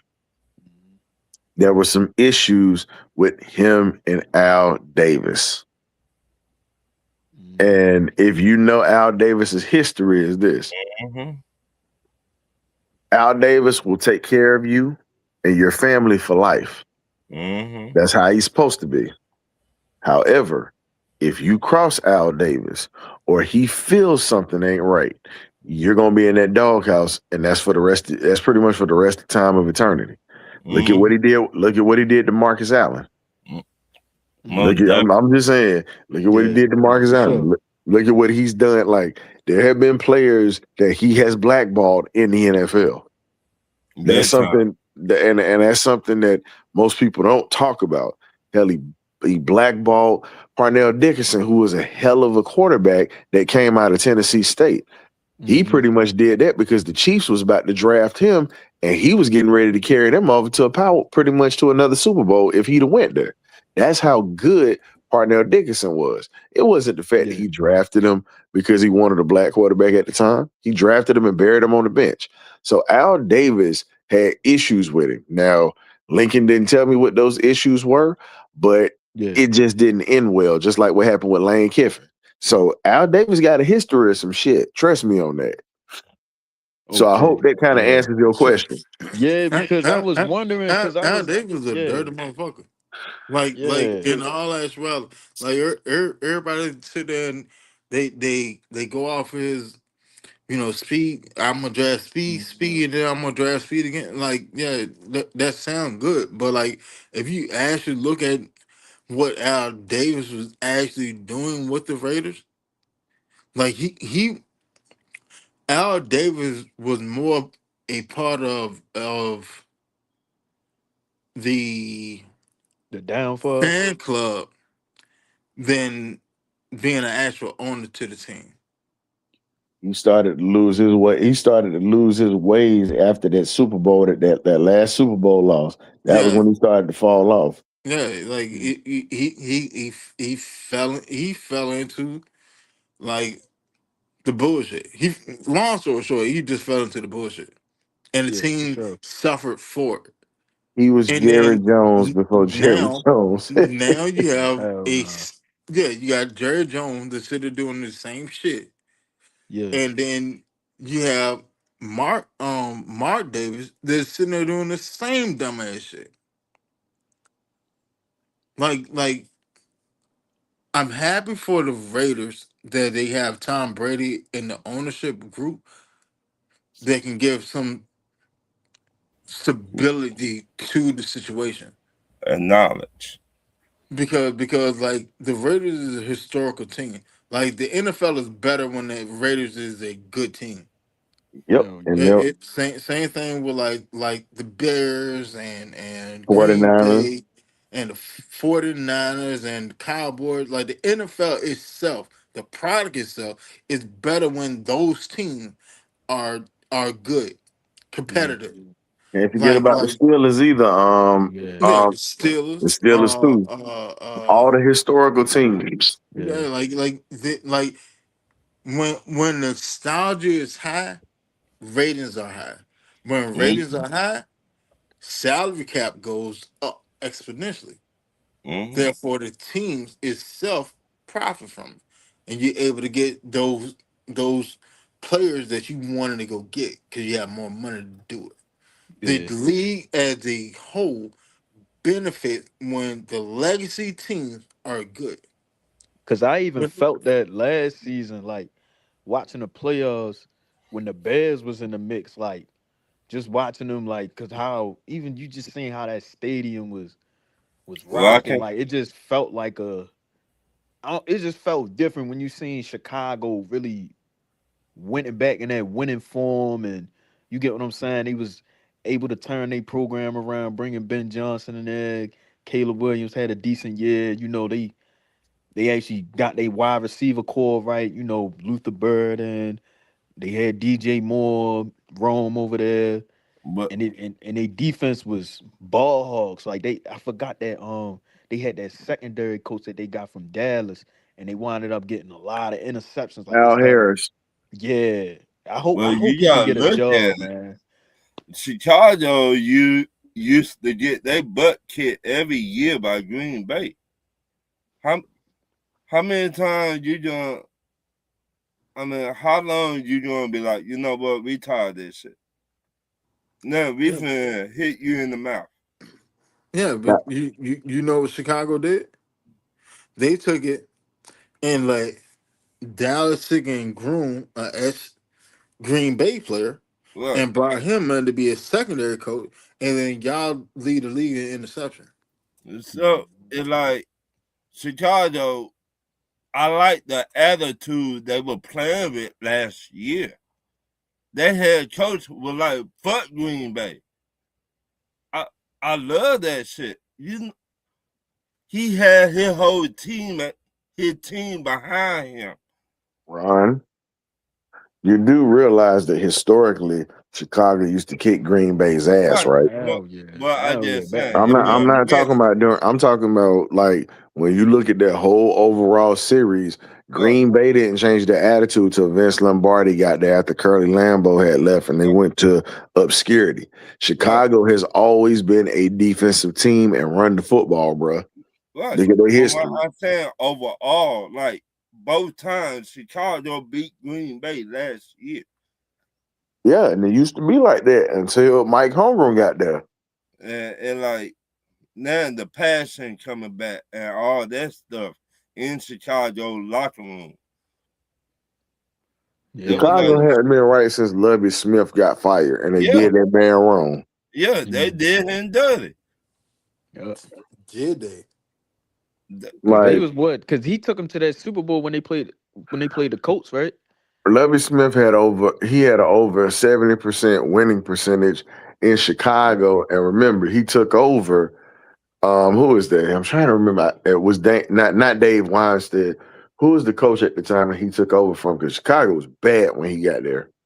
Goddamn, bug ass. The fucking linebacker. Was it the man with the glasses they had? Mike Singletary. No. Singletary's with the No, Singletary. 49ers. No, it was Uh, I who the can't think of his fuck was name, it? Um, but Cause I know they had Rex Grossman over there at the quarterback, and they had oh, You had Erlacher, Briggs. You Devin had right Hester. now. I'm still working on Tommy Harris right now. I'm really good friends with his cousin and whatnot. So I'm trying to get Tommy Harris, who was a starting D lineman on that team, onto the birdcage because yeah, let's just say I've heard some stories about Lovey Smith, but I'm not gonna put that out there or whatever. I'll let him tell because Lovey Smith ain't that much of a goodwill ambassador himself. Yeah. But but that is the word. That is the mm-hmm. word. so Winston, you know I'm not, and Winston, you've never heard me ever say anything like that, so you know I'm not lying if I'm saying that. Yeah, Mm. like So do they, y'all think Flores could ever the way how they operating about him? No, You think he could ever? Damn. Cause I'm I gonna don't think answer he can that get for over you. his job. Yeah, I don't think I, so either. as much as I said I wanted Flores in Atlanta, but because of the way that the NFL is structured, because it's a private society, pretty much yeah, private billionaires, yeah, they can control the narrative. That's why so many people hate, like they love the game, but they find out when they get to the NFL, it's a business. And if you ever get a chance to talk to any retired player, doesn't matter who, Mm-hmm. they all got a distaste for the NFL, and they'll tell you that Mm. because of It's a colder how they do game. the people. Yeah. Cause I knew once cause I remember I was watching like when he was basically, like how that Rooney rule and everything came together and how everything went down in Miami. Because I think when he got fired, what they was 10-6 or like cause they weren't really that he had a couple winning seasons up there in Miami, even when Tua went down and they would still and they had like one run in like 2022, I think. I think it was like 1-7. Then they flipped their season around. But then he still winded up getting fired. And then, he had the situation where, Tua, he was basically saying, like, oh, this man, he basically say I'm trash. And every day I come in the building, come in the facility, you got a guy in there telling me I'm trash. But then Mike McDaniel, he coming there, he telling me I'm the best guy in the world, best guy in the world. You get what I'm saying? So But it was a lot with that. Like it was just I don't know. It was crazy. I just felt like he really wasn't that bad. He wasn't that bad of a coach for real. I I don't think the owner of the Miami Dolphins had his back like a lot of owners supposed to have that head coach's back. You see what I'm saying? It's three sides to every story. The truth, the false, and the other false. So who telling the truth? We don't know. Yeah. I don't know. We don't know, but We don't know because their Yes. head coach did never speak out about it. Yeah, but at the same time, it don't matter if the head coach speak out about it or not. What did you do? Right. What was your production? And at the end of the day, that's all that matters. Was you guiding this team in the right direction? Do I think that if you made a tweak here or there that y'all can overcome this, that, and third, da da da da. If not, all right, well, get the fuck down the road Right. because you Keep it like moving. you're not doing anything for me. You keep me at status quo. That's why I said. That's why I said like before the season started. Yeah, Miami about to going to a rebuild. Go ahead, Mm-hmm. just wait on. Just hold on. They about to go on a rebuild. You know why? Because for they sure. can't get nowhere. Because the offense that they was sitting there running, The once the league caught on to NFL that. picked up on that dumbass shit, it's cooked. And they're Mm-hmm. nowhere near as effective. Yeah, It's the all same that. thing when Chip Kelly came to Philly, when Chip Kelly got to Philly, and my brother, God rest his soul, I said this, told him, hey, look, you got 1 year to go get a championship. This year, Mm-hmm. right here. If y'all don't win a championship in this year, they're about to tear that shit up. You know why? Because once the NFL pick up on what y'all doing, because I know what Chip Kelly do, because I'm an Oregon fan. Once the NFL pick up on what y'all doing, that shit is obsolete. It's the exact same shit that happened with Miami. This is where a actual good play caller they evolve the offense. If you want to be honest, like a lot of people want Mike McDaniel to come to Atlanta. Yeah, for what? Because in all actuality, where did your offense evolve? Mm-hmm. It didn't go nowhere. You was running the same shit that they done smoked out years beforehand. So where did your offense actually go? Nowhere. Kyle Shanahan, he changed his damn like his play calling and shit changed regardless. It's going to morph. But at the same time, his system is so airproof, it doesn't matter what quarterback you put in it. I could put Joe Blow in that goddamn offense. He's still gonna put up numbers. Mm-hmm. Yeah, that's why Sam. That's why Sam Donald. He winded up going over there, and he winded up. He worked with Kevin O'Connell when he was in Minnesota before he went over to Seattle, and I felt like he just, at the situations he had in Carolina and New York, even though he had to really step back, take that backup role, and just go to But different systems and really try to I understand how to play in a decent offense and how to be a better quarterback. And you see it did wonders for him. It did what it was supposed to do for him, and he thrived.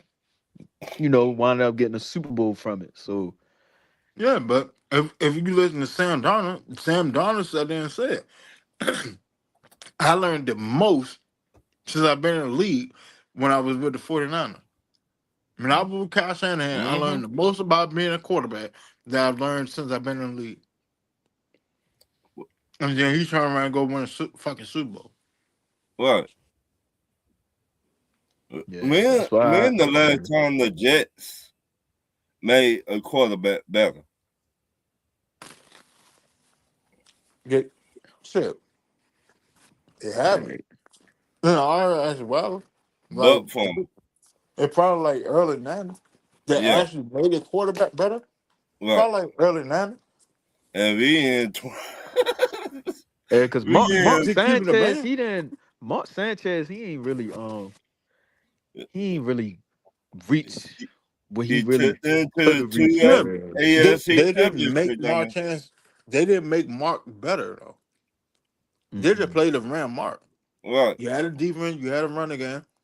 Yeah. Just don't fuck the don't crash us and we can win games. Yeah, because So what they peaked went to that AFC Championship. right, That was twice. about it. Yeah. So And then number one, when Mark was supposed to take the step forward he and he didn't, everything crashed and burned. Right. My man Rex Ryan over that motherfucker, man. So it like Rest was really been even fighting for life. even Geno Smith, Facts. when he left New York Jets, went to the Chargers, went to everywhere he went to, and he went to Seattle. You to see what he done in Seattle.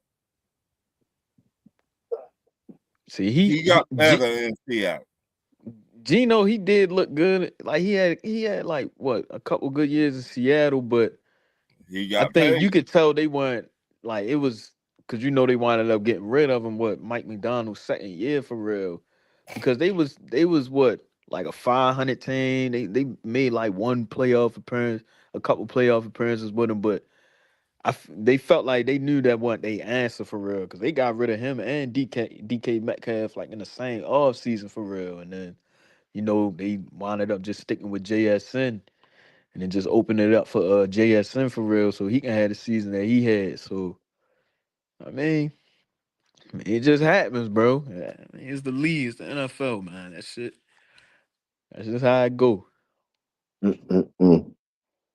Hey man, it be that way sometimes.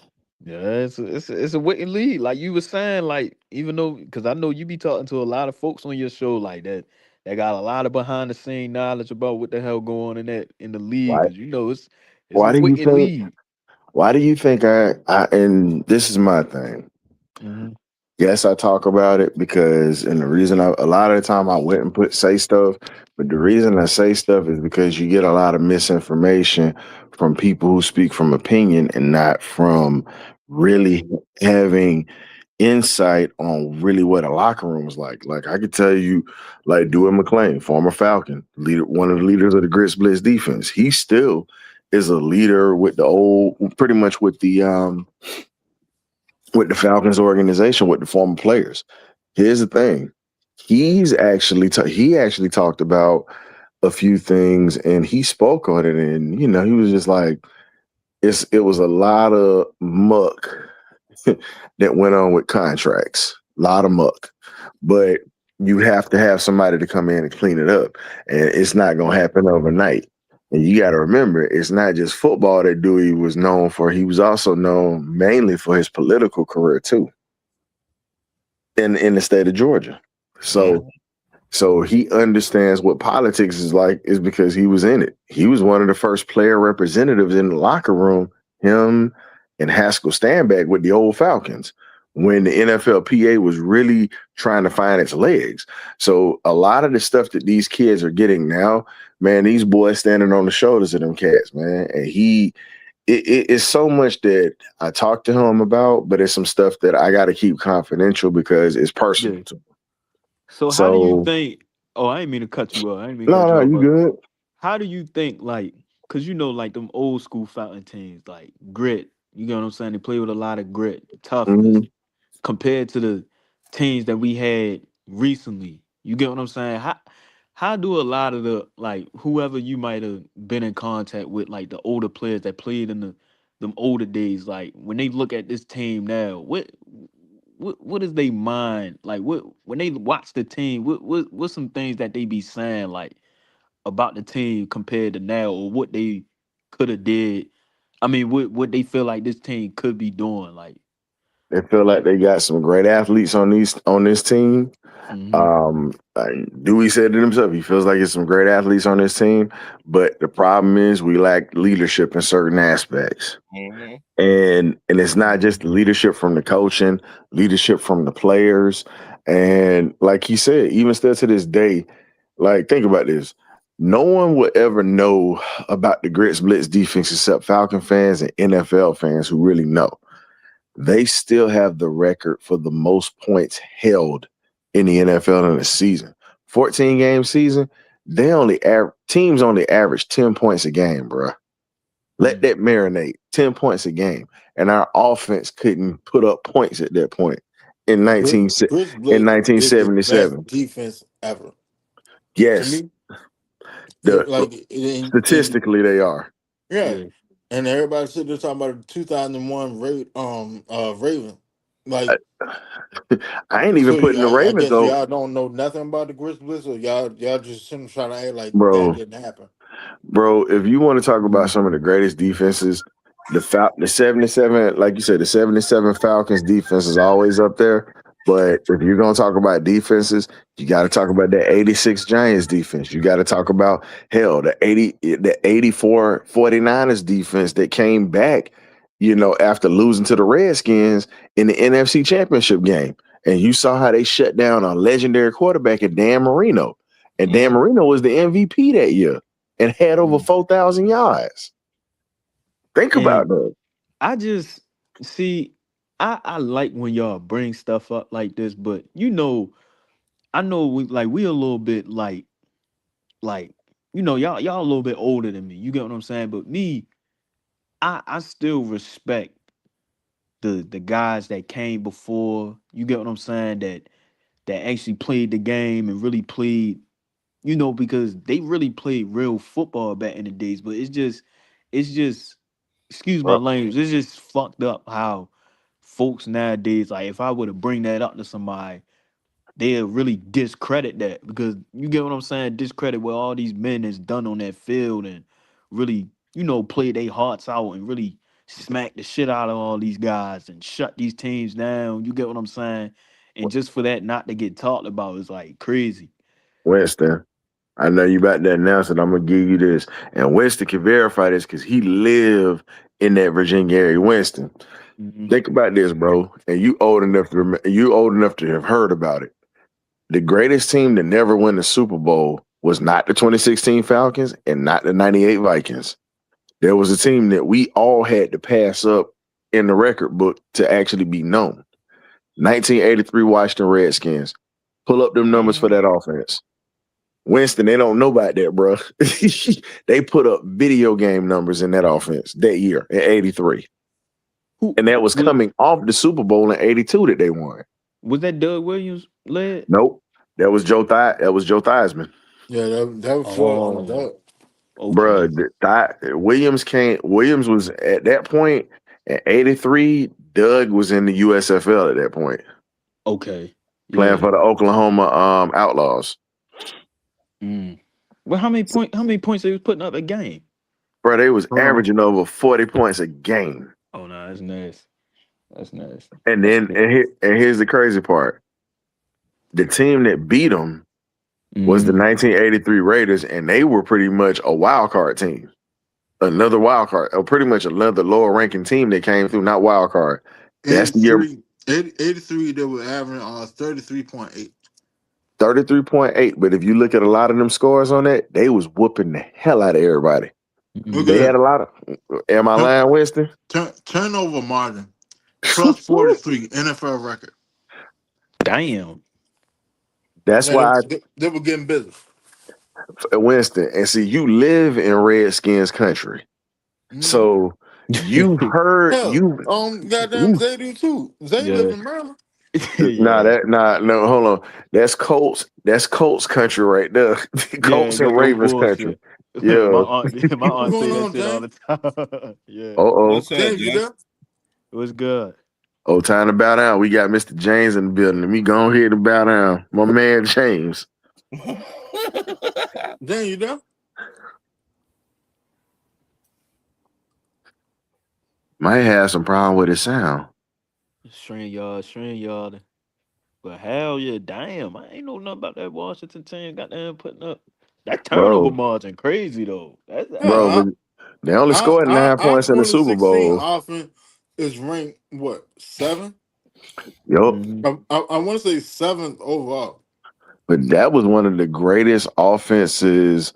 Like when you talk about, because I'm talking about, Yeah. because they made it to the Super Bowl. That's why I say that. Now, if you talk about offenses that got to the playoffs, now just think about this. Joe Gibbs was a offensive genius before he became a head coach. Remember, Mm-hmm. we all call Kyle Pitts a unicorn, right? He Mm-hmm. coached one of the greatest tight ends of all time and one of the greatest quarterbacks that didn't win a Super Bowl. And they had one of the most legendary cores. Go back and look at that San Diego Chargers offense back in the 80s.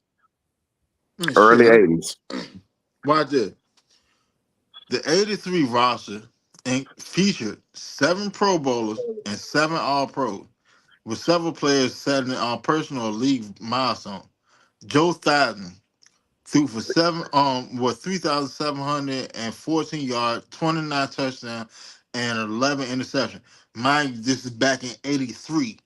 And he was an MVP too. You can't forget that part. He was the MVP and Offensive Player of the Year. Then you turn around, you got John Riggins that ran for 13 on 47 with 24 rushing touchdowns. Mm-hmm. The Oh, that's the nasty. then NFL record for rushing touchdown. Then you had Charlie Brown had Seen that. 78 reception, 1,225 receiving yards, and 8 touchdown Pro Bowl selection.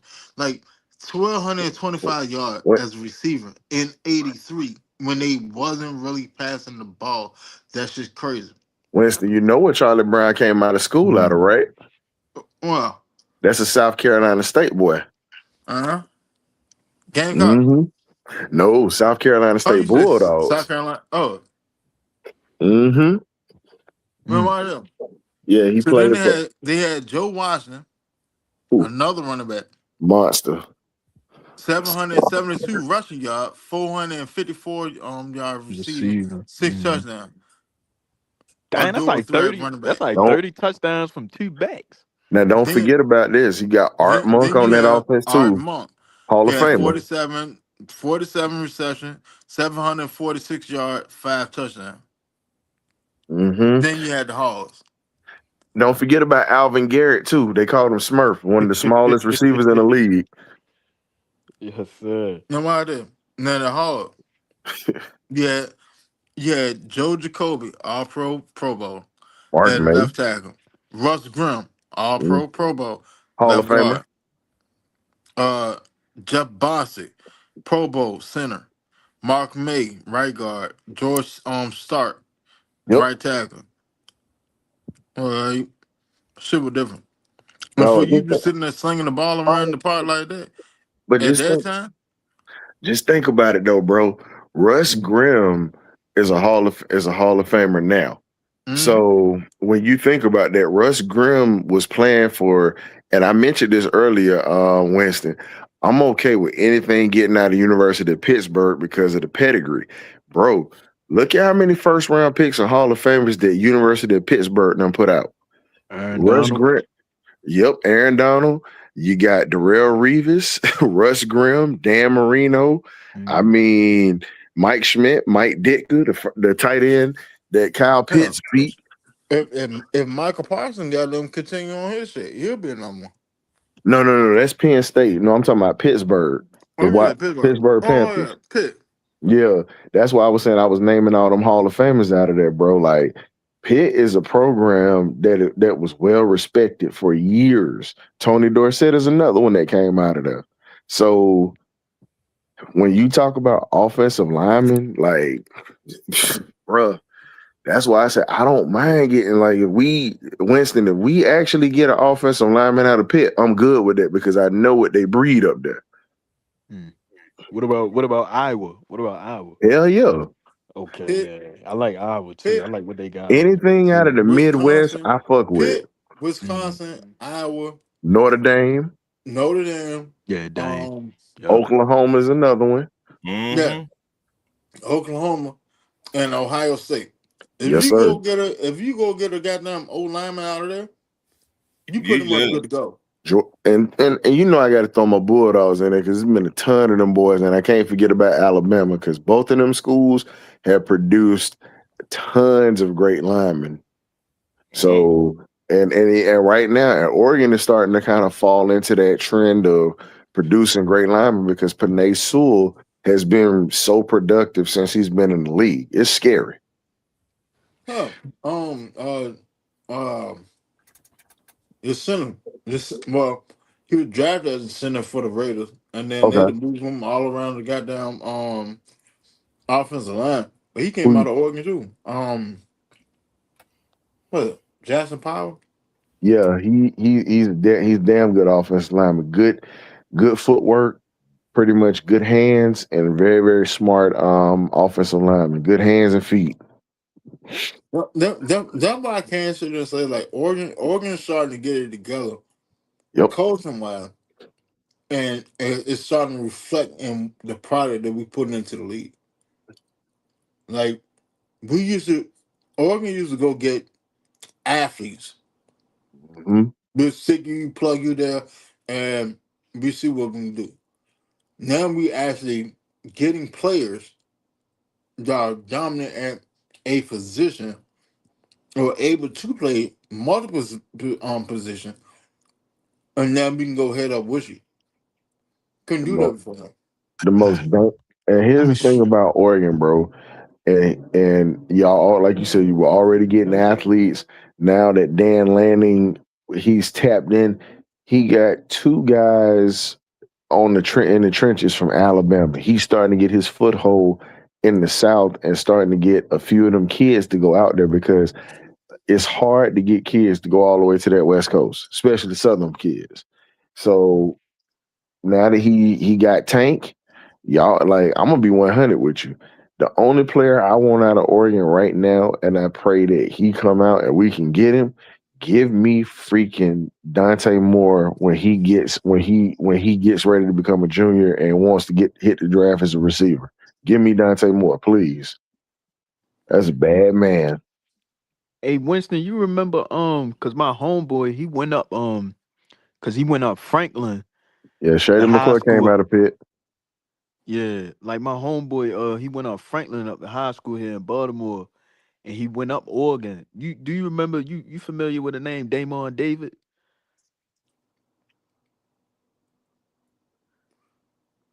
Cause he go by Scoop though, but his Huh. real name Damon David. He was like I think what he played safety, played safety up there. Cause I went to middle school with him for real. This was about What year mm, this was? It was like 20. about 3 years ago, Yeah, 4 years ago. yeah. Cause he wanted. I think he transferred though. Yeah, I think I remember the name because the name sounds very familiar. Yeah, cause he was I up don't there know. when I don't Bucky hear was up stuck there. though. Yeah, cause he was up there with Bucky. Cause Bucky when Bucky Irvin was up there, he was teammates with Bucky up there for real. No, like people forget that Buck Urban comes out of Oregon, Hmm. He Man, just what been y'all dealing with a fellas lot of talking about? injuries and shit. huh? Huh? What? I said, What you? what's going? I said, what's going on? I can finally get on the mic. What's going Well, now on, you can fella? get on the mic. What's good? All Yo, What's good? one time, all What? hell, my I dog thought you didn't James. like us color folks. yeah, yeah, one time for the one time. Yeah, Man, So what? yeah.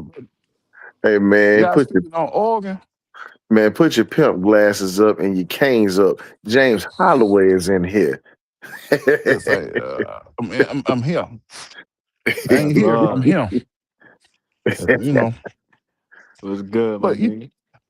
the thing is with Oregon, what Oregon is doing is that when you get a coach that's of a SEC caliber, you snatch him and you come to Oregon, and with all the connections that he has in the South. I'm not talking, the portal. I'm talking about high school. You can become a dangerous ass team because I'm having a mixture of the West Coast and South put together. Because I can recruit California, I can recruit my backyard, but I'm going into Georgia, I'm going into Alabama, I'm going into Mississippi, I'm going into Florida, I'm going into the Carolinas, Texas, and I'm getting players. Yeah. That But that but watch this up. Who is Oregon's most famous alumni? Phil, Phil Knight from Nike. There you go. That's how we get players. That's how we get players. You know why? Because you're locked. You're locked to get at least 3 new uniforms this season. Damn, y'all Not get only more that, jerseys. they got more Bro, jerseys than they it's keep a new lot jerseys every that year. this a lot that Damn. we're getting 3 new uniforms per season. Cause I Yeah, remember they get y'all new had them. jerseys almost every year. Yeah, cause I remember they had them pink ones back like a couple years ago. All right. Don't Sh- fuck too. But Them shit was hard. that was more for breast cancer awareness and shit. But Mm-hmm. Phil Knight, the creator of Nike, came from the school. So he said that like Phil Knight is the reason like you remember when Oregon was sitting there running with the bright ass shiny helmets? I mean that super shiny ass chrome shit. Yeah, that's Chrome. Yeah, like he's the Chrome. reason that we was running with that because he thought that if we sat there and played football and we took in was going into the sun, the competitive advantage would be the sun sending it glistening off the helmet into your eye. But y'all don't ever wear the same uniforms twice either. No, we do. We do. Mm-mm. We just slowed down on uniform changes, but the combinations because you got so much shit. You can sit there and switch a combination up so goddamn so much. It'll never look the same. Winston, we all said this. If Oregon was actually down south, Oregon would actually literally mop up with talent if they was So down so. south. But with them They being a doing that. West Coast school at the top of the Pacific Northwest, yeah, you ain't finna get to. You gonna get people to come out there because y'all got a Texas pipeline, but you ain't finna get no brothers that's from the dirty south to come through there like that. Not heavy. Yeah, You niggas get gonna be some. niggas gonna be I'm gonna far tell away you from their something. families and shit. Yep. I'm gonna tell you something. I'm gonna tell you something. I'm gonna tell you something. They actually is doing that. They went in last year, got a 5 star out of Alabama, Yeah, we talked and got a about couple Tank. players. We were just talking about Yeah, him, James. yeah, Tank. So I got to see Tank play in person. That boy big. Yeah, they got a I got deep. It was a linebacker too that they got out of Alabama. that boy is But see, like big. That boy you gotta understand, like they Dan Lannon was UGA fucking defensive coordinator before he Yep. went to Oregon. In 2021 he was, and then took the job in 2022.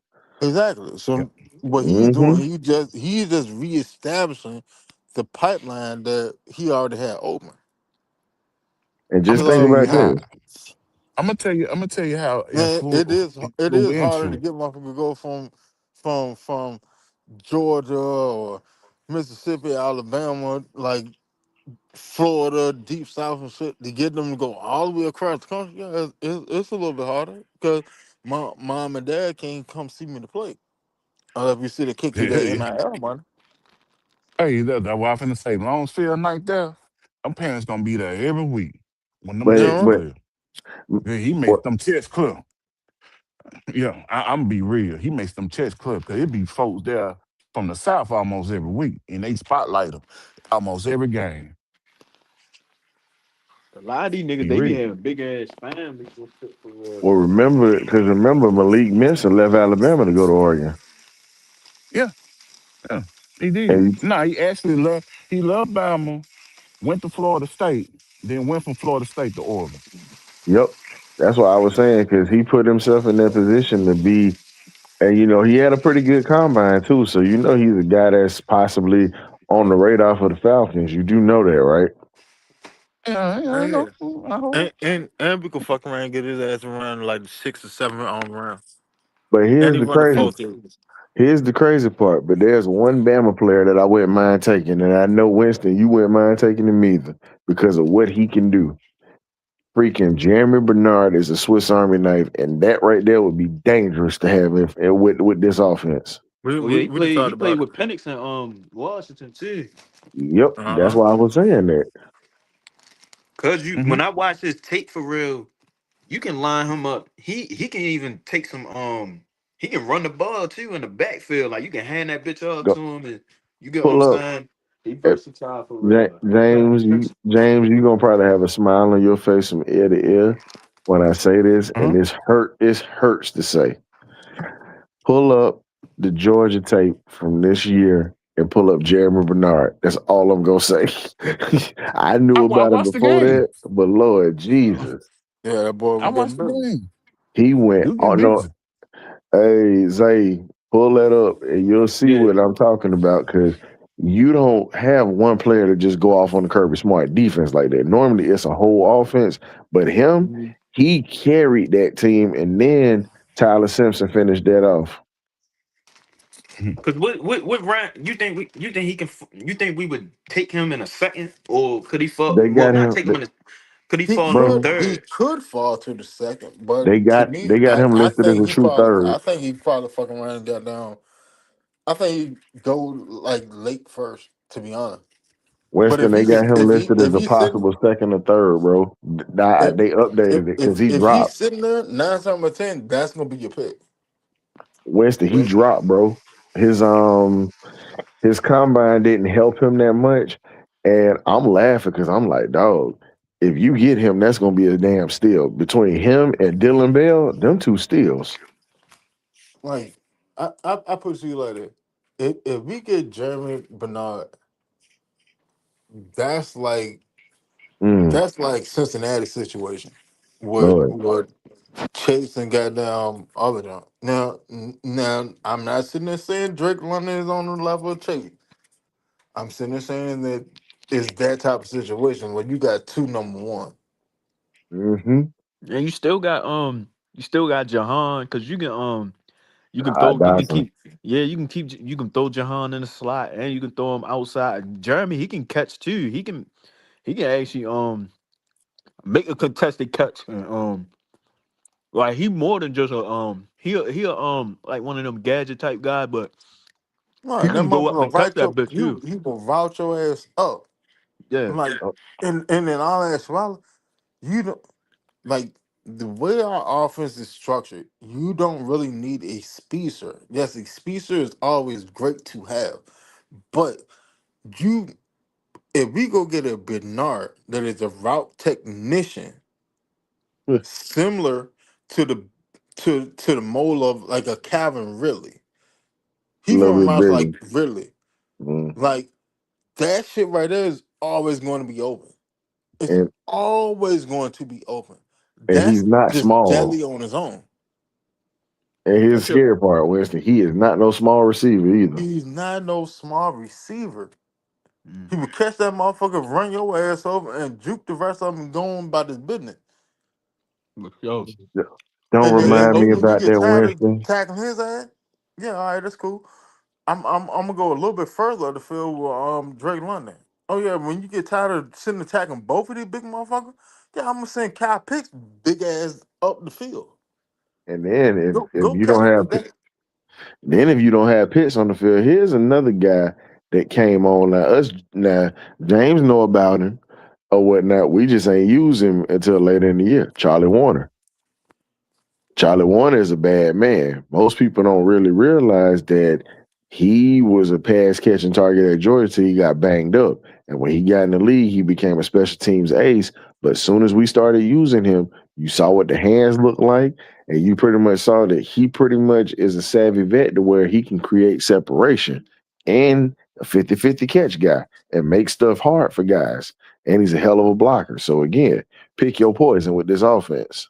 Yeah, cause Yeah, yeah. Stefanski said like ain't nothing wrong with like you can't have but ain't nothing wrong with having a lot of tight ends for real. Cause like the guy we keep talking about, we keep vouching for that guy Josh Simon. Like, Nope, we've been vouching for this man bruh, since he was in South Carolina. And hell, I watched him at Western Kentucky. I know James did too, because me and James both talked about him. yeah, that boy Josh Simon, I like him a lot. Cause there was one play I seen, that blocking play when he knocked that nigga on his ass for real. He helped the with that left guard, left tackle, you feel me? Helped him out, knocked him down, then went and hit that flat route for real. I was like, yeah, I like him. He a dog for real. I watched his Hey, tape a little bit. hey, Winston. And here's the scary part about Josh Simon. Josh runs a 4.4 on a good day, and you talking about a guy that's like 250. And he don't have an ounce of fat on him. But just think about this: the LSU game that they got hosed out of in 2024, right? Josh Simon put on the show and literally bullied all the Weeks brothers, and he also bullied what's old boy's name that's coming out that everybody was all hype for the edge rusher slash linebacker. Oh, I can't think of dude name. Out of what school? Harold Perkins Harold Jr. Perkins Jr. Thank you, Mhm. James.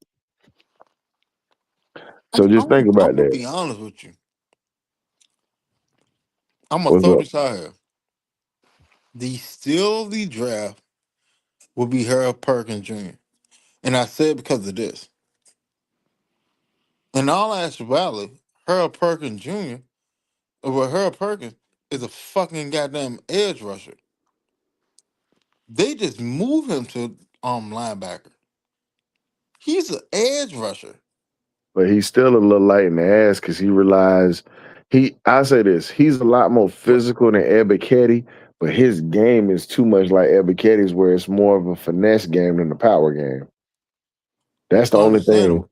And that's why they were moving on the linebacker. But at the same time, like he's literally going on the same trajectory that now look at your last couple middle linebackers. Okay, He's going on the same route that Caden Ellis went. He going on the same route that Jalen Walker going on right now. true. So he can play edge or he can play goddamn all ball linebacker. He can do both. That's that's great. I could have him as a coverage linebacker. I don't see much of an issue with it. I prefer him going forward than backwards, but it is what it is. But if he get around the right defensive coordinator, they can actually sit there and tap into his capabilities. As much as you're gonna hate me saying this, I'm gonna tell you where he gonna probably end up. Winston, two places. I can see him either in Philly or I could possibly see that cat going to Denver with Sean Payton. He would be another Von Miller. Just saying. Just look Yeah, at the this style of nigga, defenses they run. He yeah, he this he nigga he everywhere on the he field, bro. he gonna have to put a couple more bricks in his back pocket to be Yeah, a because Von Miller. he, But yeah, them what's injuries going hurt it. on, Red? Oh, Red. Yeah, bro. Y'all got me sitting here watching this nigga right now. This nigga all over the fucking field. He just got to stay healthy, Harold though. That's Perkins. the only problem. Yeah, Harold Perkins, nice, bro. Like that, Yeah, that nigga nice. dead bro. ass. They lined that nigga up in the slot. But I was like, oh shit. you know who he remind me of? And I'll ask Riley when he playing off ball. He remind me of Deion Jones. Mm. Well, He's a small, speedy space eater. He's not gonna sit like he can shed blocks, but he's more that sideline like Deion Jones was. So if you sit there and pair him with a Diablo, you got an issue. Or even better, let let Jalen Walker Who move you to think Newport inside talking off about? ball along with Diablo. Let that be the off ball pair and put her Perkins on the edge and let him well, go hunt. That shit well, right there, him and Ojalar, that's an issue.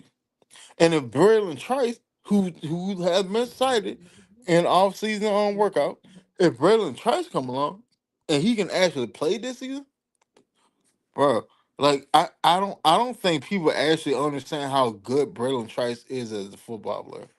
no, a lot of people that watch Appreciate college it. ball, we all believe that he had game at that level, but we're waiting to see his game transition to this level, opposed to transitioning to the goddamn Piedmont penthouse. Oh man, oh man. I've been saying that shit What forever. what Bill Cop the yellow pudding?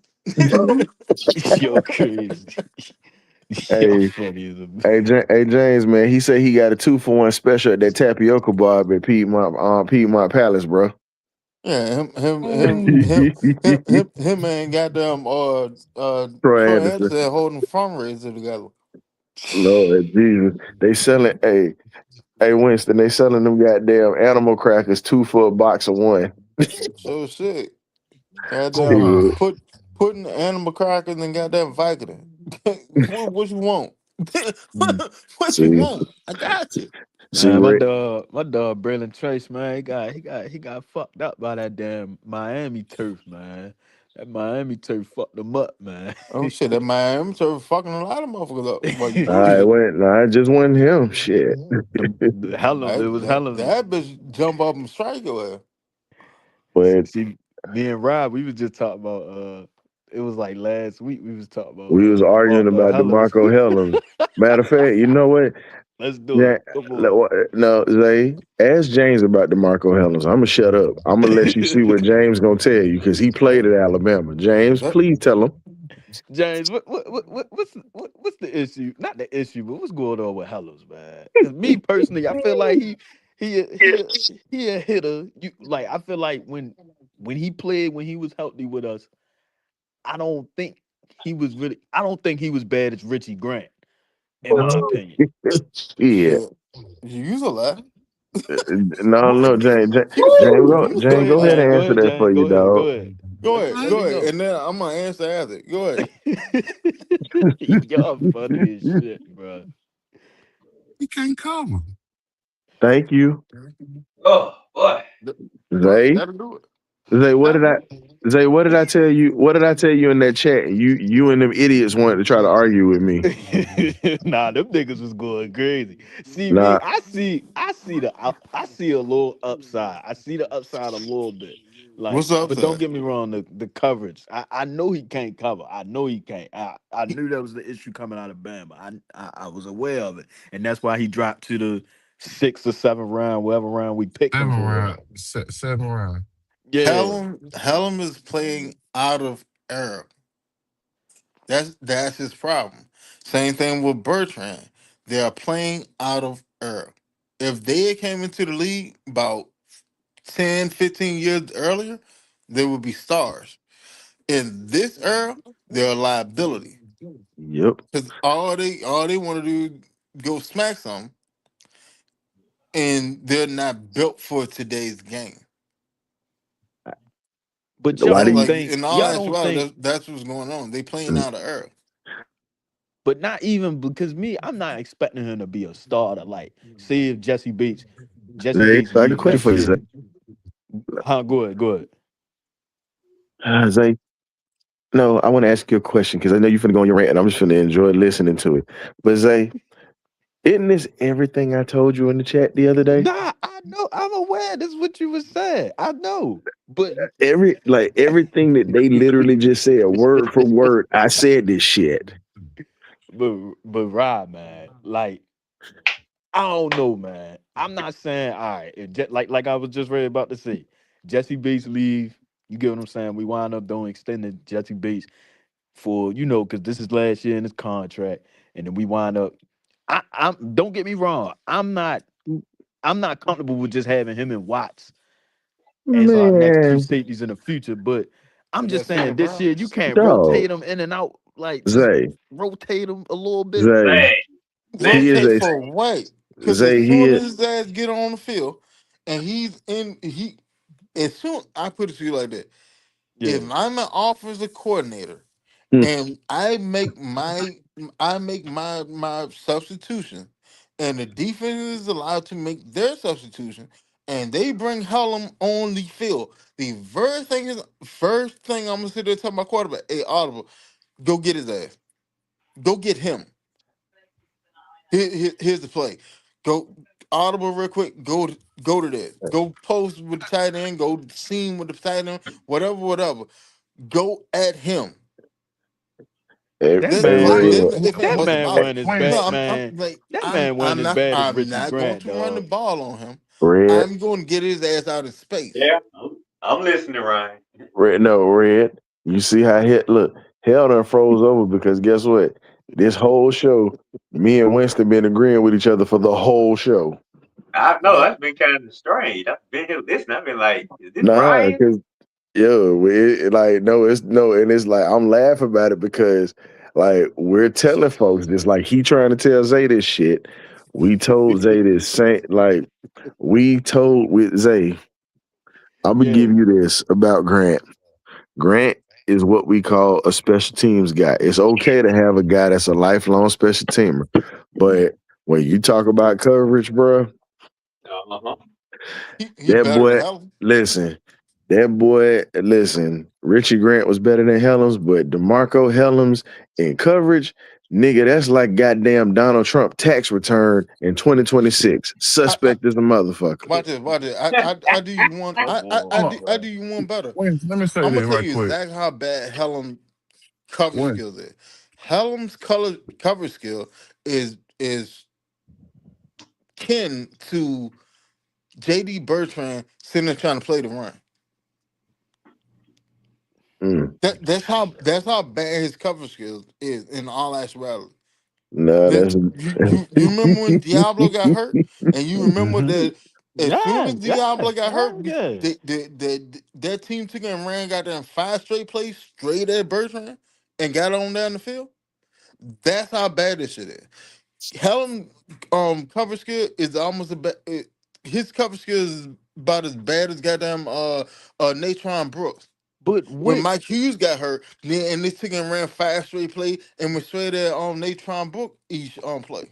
but That's what how bad game? Helen What cover game? skill is. But this my thing. What game from when he played, because he mostly played in 2023. You got what? You got the Saints game. You got the Will Levis game when Will Levis went crazy. You got Uh-huh. you got What some games. What game could y'all remember him really getting fucked torch? up for real? It was really mostly Grant. Richie Grant was out there getting fucked up more than him. I feel like no, Helms really ain't do too bad All when right, when he I- got I'm when Yeah, he I'm got his I'm I'm snatch. I'm I'm he did terrible, Zay. He did terrible. I'm gonna give you this. I'm Oh, gonna give he you this, right? yeah. So what a lot of fans fell in love with was because Helen was balling out in preseason. But you have to hmm remember who the fuck he was playing against. He was playing against third and fourth string. I'm not bringing up preseason. I know he had two interceptions that I know Cincinnati and I Miami know game. you're Yeah, not bringing that up. yeah. But when you're playing against third and fourth string, your cover skills look a lot better than what it actually is. So if you was to be interjected into against the ones, that shit is going to get exposed. And the speed is a hell of a lot different dealing with them Yeah, jokers. that's gonna get exposed. You like yeah, Hmm you can see that like even though he would Mhm. get interception. And that what the fans love, man. He would get interception, he would lay in the big hits and all that shit. Yeah, you're playing against people that don't really know the fucking playbook. In all And, actuality. Like that's what and, you're doing. You're and playing against people that don't really know the playbook, so they're just moving the steps slower. James And went you just look, happen to know the defensive playbook a little bit better than they know the offensive playbook. So you and was able to react a little bit sooner. But it's a simplified defense. Helen can't play in the defense that we actually run because Helen will get lost in the situation. He's gonna give up a touchdown. Like that's a lot. Either either one, you're gonna misread it, or two, your ass just gonna simply get burnt. Cause Helen like and I say the shit, same shit with I'm hearing y'all out for sure. I'm hearing y'all out. like like car flip, car flip, or Diafra. Hell, Diafra can't play outside corner because he don't have the long speed to play outside corner. Yeah, that's why the Minnesota games and See all what I'm that saying? shit was at. Yeah, for Man, sure. just send the receiver all the way up the field and long bombing. He don't have the long speed to actually play it. He can be in position, but he's not fast enough to actually play the position. That's why he's better as a nickel. See what I'm For saying? sure. Now, Helen don't have the long speed to play a coverage safety. the short That's speed. always a mismatch. If I have a faster tight end, a receiving tight end, he's going to cook Helen there. There's no if and buts about it. Yeah, Helen may like out of four plays, Helen may break on one, maybe two. But the other two, I can either get out the field, or I can go score a touchdown. And that's Yeah. not hating on Helen. I Yeah. love Helen Yeah, I know y'all not. because Yeah, I know y'all because not Helen. hating. I know y'all not. I tell you exactly what Helen play like. Helen play like Keanu Neal. This is exactly how he play. A liability in coverage, but he'll smack the shit out your ass. This is exactly how you play. But Mm. then look And at That how then the you like era. don't that how don't you get me. play that Oh, Look go that look how ahead. you at the played in era. high Look at school. the That era when Keanu Neal was playing. When Keanu Neal was an actual factor in the league. Then look what he did once he left from the Falcons and the era started moving. They took and moved their to the linebacker and all this other shit. Like you can't be that type of liability in as the last line of defense. Like I can't have that because I'm gonna get smoked. As soon as he went to Dallas, they moved his ass to a linebacker. He went to Tampa Bay, he was a linebacker. Mhm. Same shit with Helen. You're better off as a linebacker or a nickel corner than being a strong safety or free safety. That I hate to sit there and say it like that, but that's the fact. You playing safety is out of position in this era of NFL because your ass gonna get cooked. And then like don't get me wrong, like on top of that, he definitely got, he was dealing with last year, he had like a hamstring. No, he missed the whole 2024 season and then came back last year. You get what I'm saying? And then he was on special teams. Like Rob was, we was talking about the other day. You get what I'm saying? He was basically saying he is special teams ace and everything. You feel me? But I mean, and then the injuries. We don't know if he come back and be that player, even though he hasn't been that player. You get what I'm saying for us. But I just tried to vouch for him a little bit because I didn't really see too much bad shit on Helen played tape. last year. But I don't know. I don't know if he really got in he didn't get on defense, right? I don't think Hell we. no, as they get it Yeah. on defense. You know why? Because they ever got cooked. Yo, y'all crazy. Yo. I'm being honest with you, bro. Like, ain't no getting around that. I'm Yeah. sorry. Nah, Like for sure. you, For you, sure. you. There's a lot of things that you can coach. You can't coach speed. I Mm, can coach you to get quicker, but I right. can't coach speed. no. And he just doesn't have speed. That's not a knock on you. It's Hmm. just what you are.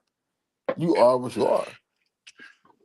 When you Like look at that would be like me sitting and saying I'm a draft man Ryan, but I'm gonna make him a triple threat goddamn quarterback, a dual threat quarterback. Like nah, that's a dub. That's not gonna happen. I can't coach you up to be faster. So you just gonna run around Nah, the for sure. side and get your ass smacked. Like, that's just gonna happen. Yeah, bad. But hey, it is. I mean, shit. It was just funny, yo, because I made a post on X the other day for real. And sometimes you just start thinking about the players on the roster, and you, especially like you think about Braylon Trice, Troy Anderson, and all them guys. You think about one of them guys that hopefully one of them could have one of them bounce back years. You get what I'm saying? Playing in Auburn system for real. But I wound up posting Helms for real. It was a lot of folks that felt like, yeah, he could come back and probably, he could possibly have a decent year, if he rotate in and out with Watson, Jesse Bates, you get what I'm saying? Had them give them a rest for real, but Rod, he DM'd me for real. He was like, yo, no. He was like, nah, that nigga can't cover for shit. That, Don't do that to yourself. that shit was funny He as said, shit, "Man, he can well, man. have a bounce back year or whatever." Like that nigga was out. He played last year. let me Yeah, say that right Like quick. we not gonna do yeah. that. Like he Talk, played last talk to year, me, Jay. Talk to me. and he's Uh, still ass. yeah, let me Like let me say that no. right quick. Can Like Winston hear I put me? you like that. I don't think he hit. Hey, Winston, you, And- you hear James? Nah. Oh yeah, because James he was about to say something about Helms for real. Tell him I'm All finna right. go out and come All back right. in right quick. Yeah, you might. I don't know. You Go probably got to go bounce go ahead, back. man. Yeah, he about to bounce back in, bounce back out. Go ahead, go ahead.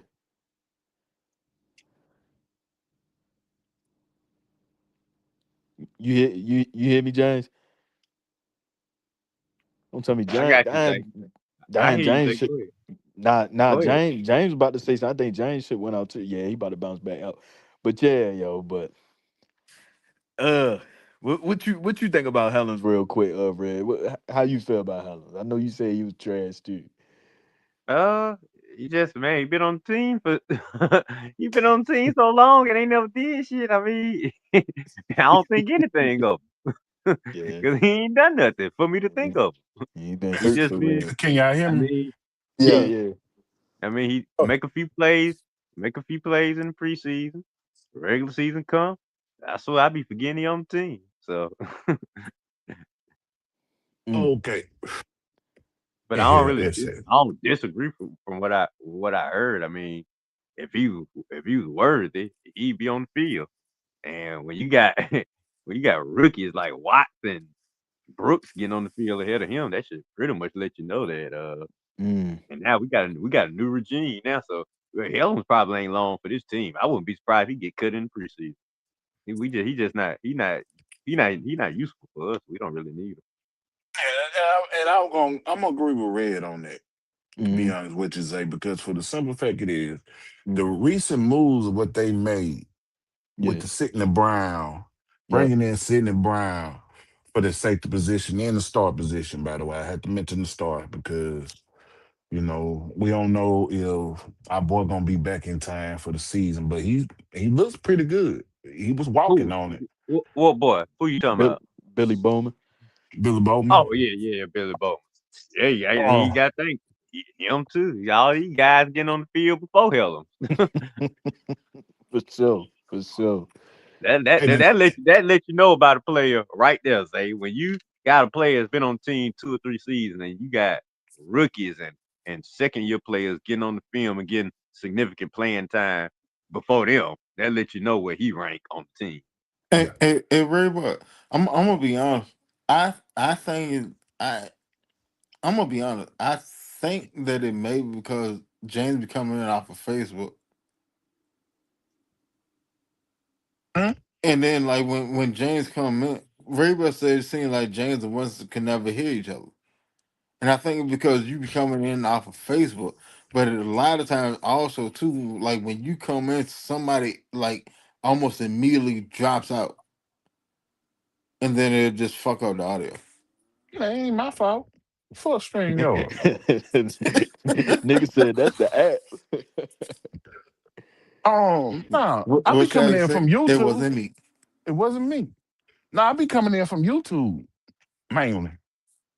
I think it's Nigga, YouTube for I real. know. Majority of the time I see that big ass F this goddamn other motherfucker. Mhm. But But no, anyway, that's neither here nor there. I can hear you now. yeah, What's happening? but the thing is, Zay, one final thing, when you Hmm. go back and look in the history of DeMarco Hellams at For Bama, sure. it was Hmm. him and Jordan Battle back there. Jordan Battle is with Cincinnati. Hmm. And the thing was, when it came to the games of being picked on, he was mainly picked on. He was mainly picked on because of his coverage. Anything over the top, I know I got him. I got him and everything like that. Hmm. It hasn't transitioned in the NFL. And this is coming from a person that loves Bama through and through. For sure. And the thing is with it, you got to see that he's not progressing. Okay, big hits. That's cool. Um, instinct is good when it comes to seeing the field and see where the ball is going, but when it comes to coverage, you're not progressing. So I got to get better in that position at the end of the day. And like Red said, I wouldn't be shocked if he doesn't make the 53-man roster next year. Mm. It's getting Crazy. to that point. It's getting to that point because you're approaching your third year. You're approaching, you're approaching, you're supposed to be progressing. And every time I look at it on film and I'm not seeing you progressing, I put you in situations within the game and I don't have to. Winston said I audible into a route to target him. You really don't have to do that. You could just say, point at him, get him, Yeah. And I rile ain't his gonna ass lie. up. And I ain't gonna lie, James. Even on You top of say that, Jay, just point at him on the field. Say, get that nigga right there. That's who we going at. That Hey, one, that what we're that one going right there. at. No, I ain't talking to you. No, him. Get him. Him, but him. then on top of that, right? And I get where y'all going with that. Even him being on special teams and how bad our special teams has been. You get what I'm saying? Like, and then James said, they point at Helms like they used to point at me at Mays High when I got on the field. They go red, y'all. Get him. Yeah, oh I'm, I'm, man, I'm, I'm gonna get him Yeah, because I looked at my film, and when I know I'm sticking him in the game, I'm finna go down this field. I'm finna score. I know, I and they put see it to me you on the like that. field. That The motherfucker probably honestly say, we got red ass boy. Who on the red? Get him. that man coverage skill about as fake as Manti tell your goddamn girlfriend in college. Straight up, damn. Yeah, straight up. it's that bad. It's Like bad, bro. I put it to you like this. Hmm. If Kyle Pitts is opposite of DeMarco Helen, Kyle Pitts will have like a 200 something yard game. I promise you. Damn. Man, to be honest with you, Bowers will have a 200 something yard game. if Kyle Pitts, Uh, if Hunter Ky- Henry will have Hunter Henry probably had like 160 on him. Hell, yeah, goddamn who the hell we just re-signed? Knucklehead. Who? Um Hooper. Austin Hooper. Hooper. Yeah, Yeah. Hooper. Hooper would probably put up like 140 on his ass. mm, I ain't yeah, gonna Damn. lie to you. Damn, yo. I'm I got mad. something else. I ain't going. I got something. If Kyle Pitts lined up against a DeMarco Hellams every game of the season, he'll have over 1,500 yards receiving. Hey, look.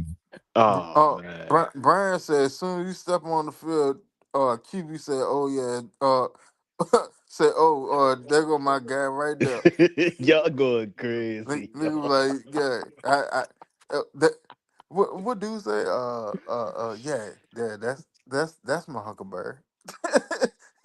Oh You know, shit! you know how the receiver be holding their hand up saying I'm open. They hold their Think hand about up it. before they even snap the ball when they And Think see Helms. about like Yeah. I'm telling you, like that is not what you want in coverage. I hate to it. like that's not what you want. They thought I'm Can open. can he make it play in coverage? Yeah. Yeah, yeah. The probability of him making a play in coverage is an entirely different conversation. Yeah, Entirely different conversation. I can play And the like position and make a cut, make a play. yeah, no, I put it to you like this. Like if he's somewhere like 15 yards and in, he probably could be dominant. Well, no, I say like 10 yards in it. 10 yards in do what 12 yards in, he probably could be dominant. Hey But Zay, Yeah, yeah. I'm gonna just get you out of your comfort zone. I'm this gonna send your ass off the field. I'm gonna make you when the try to nigga go line feet. when Pitts line up on the nick when Helms line up on you, this is what Yeah. the receiver do at the quarterback. He already on the line. He look back at the quarterback. I'm open for the snap for they even snap the ball. Me, I'm open. I'm open. Helms on me. I'm Man, y'all open, got shout. man, you got to chill with bad hellas, man. Y'all gotta chill, dog. Nah, help him got to chill on himself. It's like, That yo, nigga, y'all funny as shit. what did I say? You know good and goddamn well. You got to get right. You got to get right at the end of the day, bro. Yeah, He ain't but progressing.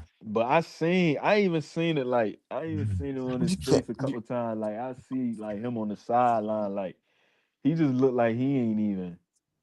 It just looked like his head ain't there no more, yo. You Like, said we need to chill on Helms. You mean the way he be chilled on the field when the receiver run Like past him? Helen, He be Helen's frozen, boy. He be like, damn, boy, you see that motherfucker run past you? Go get him. Helen's could have a career, like a long career, mhm. as a special team ace if he decide to actually dedicate himself to that. Helen to have aspirations of playing safety, and that's an issue. Like Hey, I would rather Helen sit and play nickel corner than play safety. And Mm. in all actuality, Helen would be a hellified on nickel corner. Yeah, y'all remember But that's what I'm damn what saying. He had some uh plays when he was when he was playing on the what buddy nickel. name? Y'all remember shit. Who? Who was the fucking nickel? He went to the Jets from here.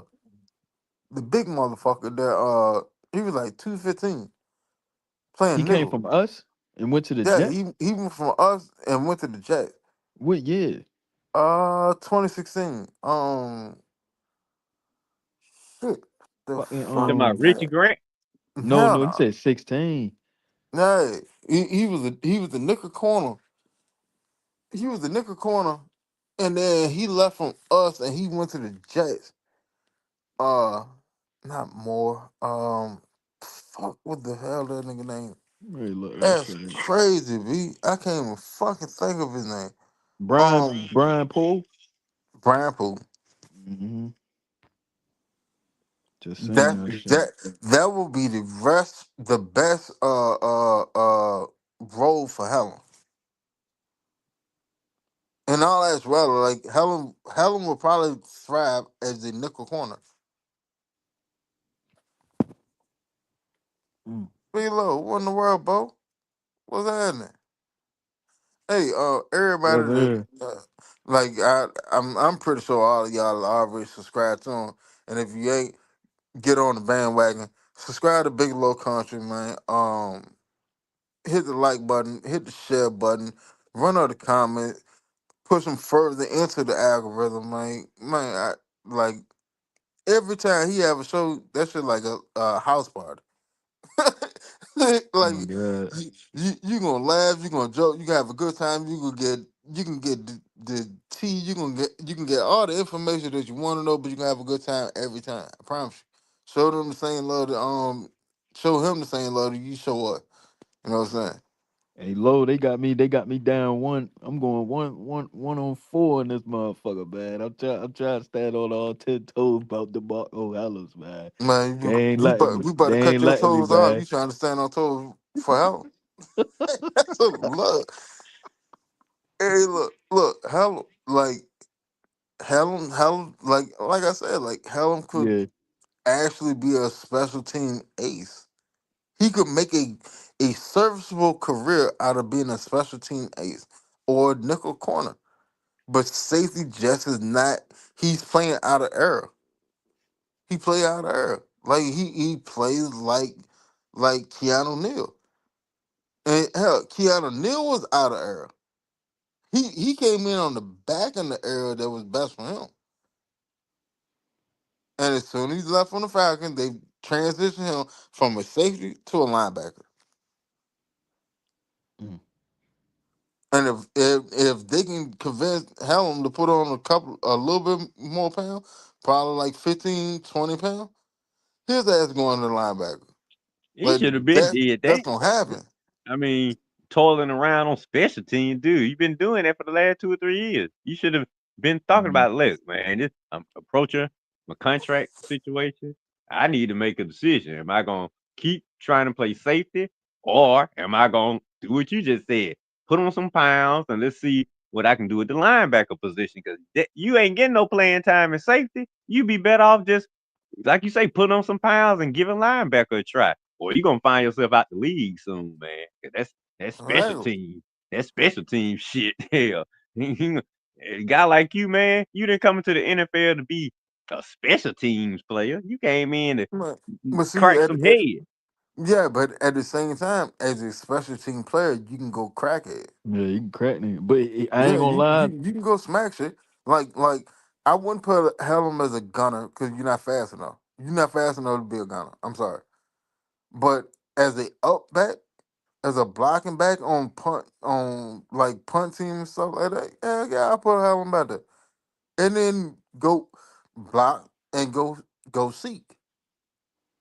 Now, Yeah, like where is he rated as that type of player right now?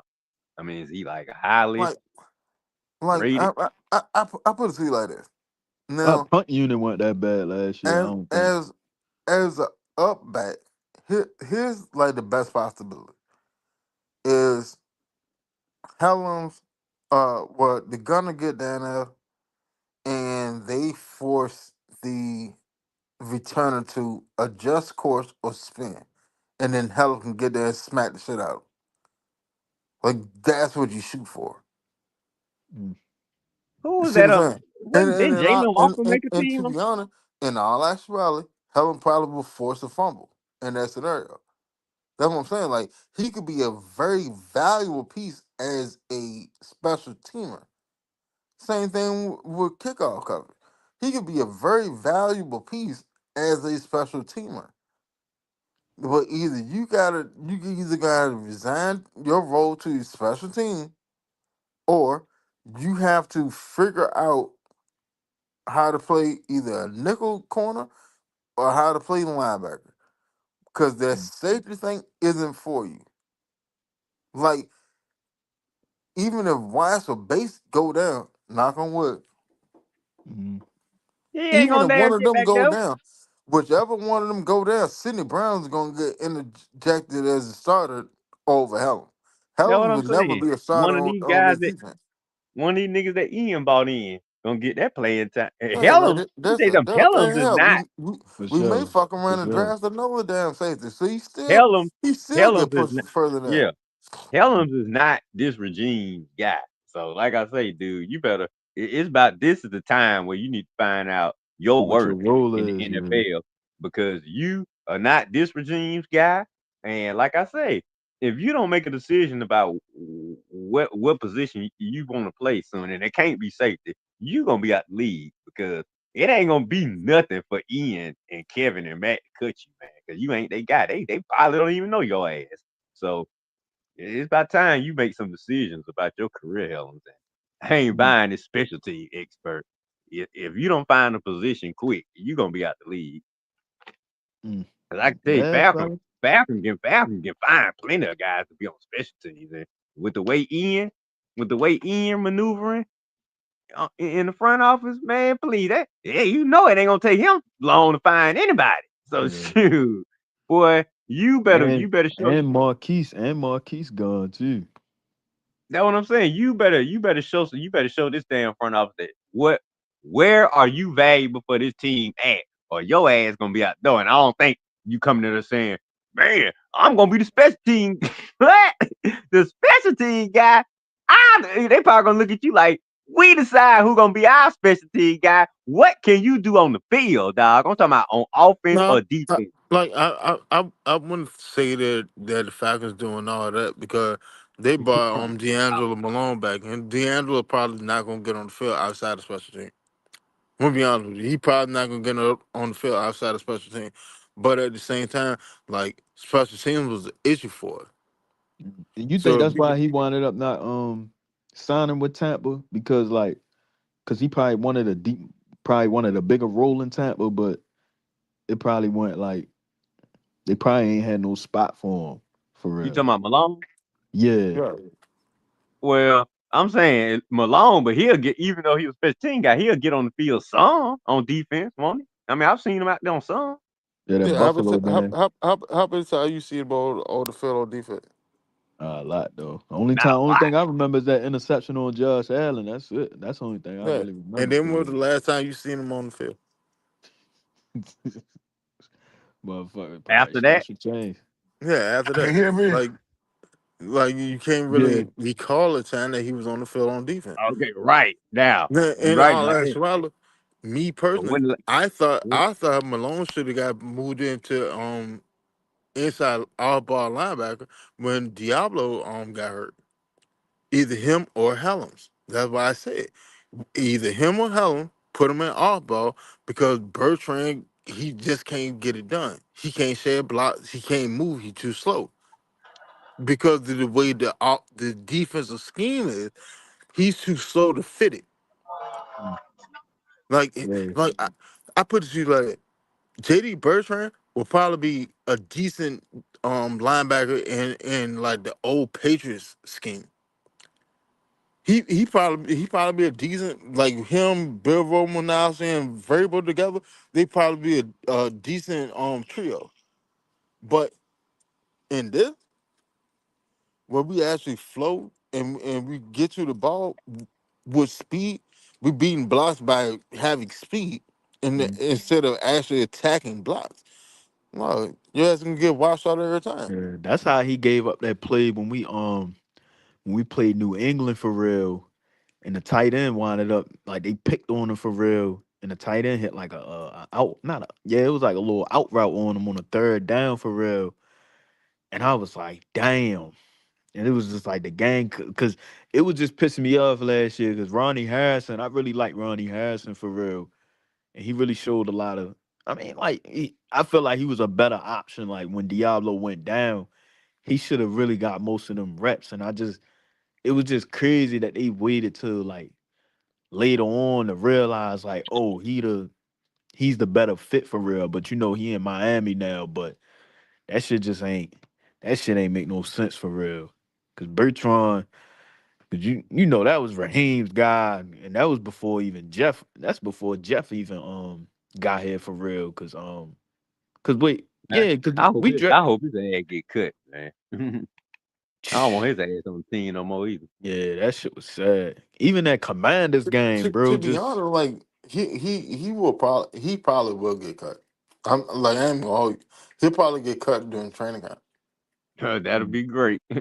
And cut Helms too. Red That's funny as that's possible too. shit. But at the same time, they may just keep him just to have a fourth safety.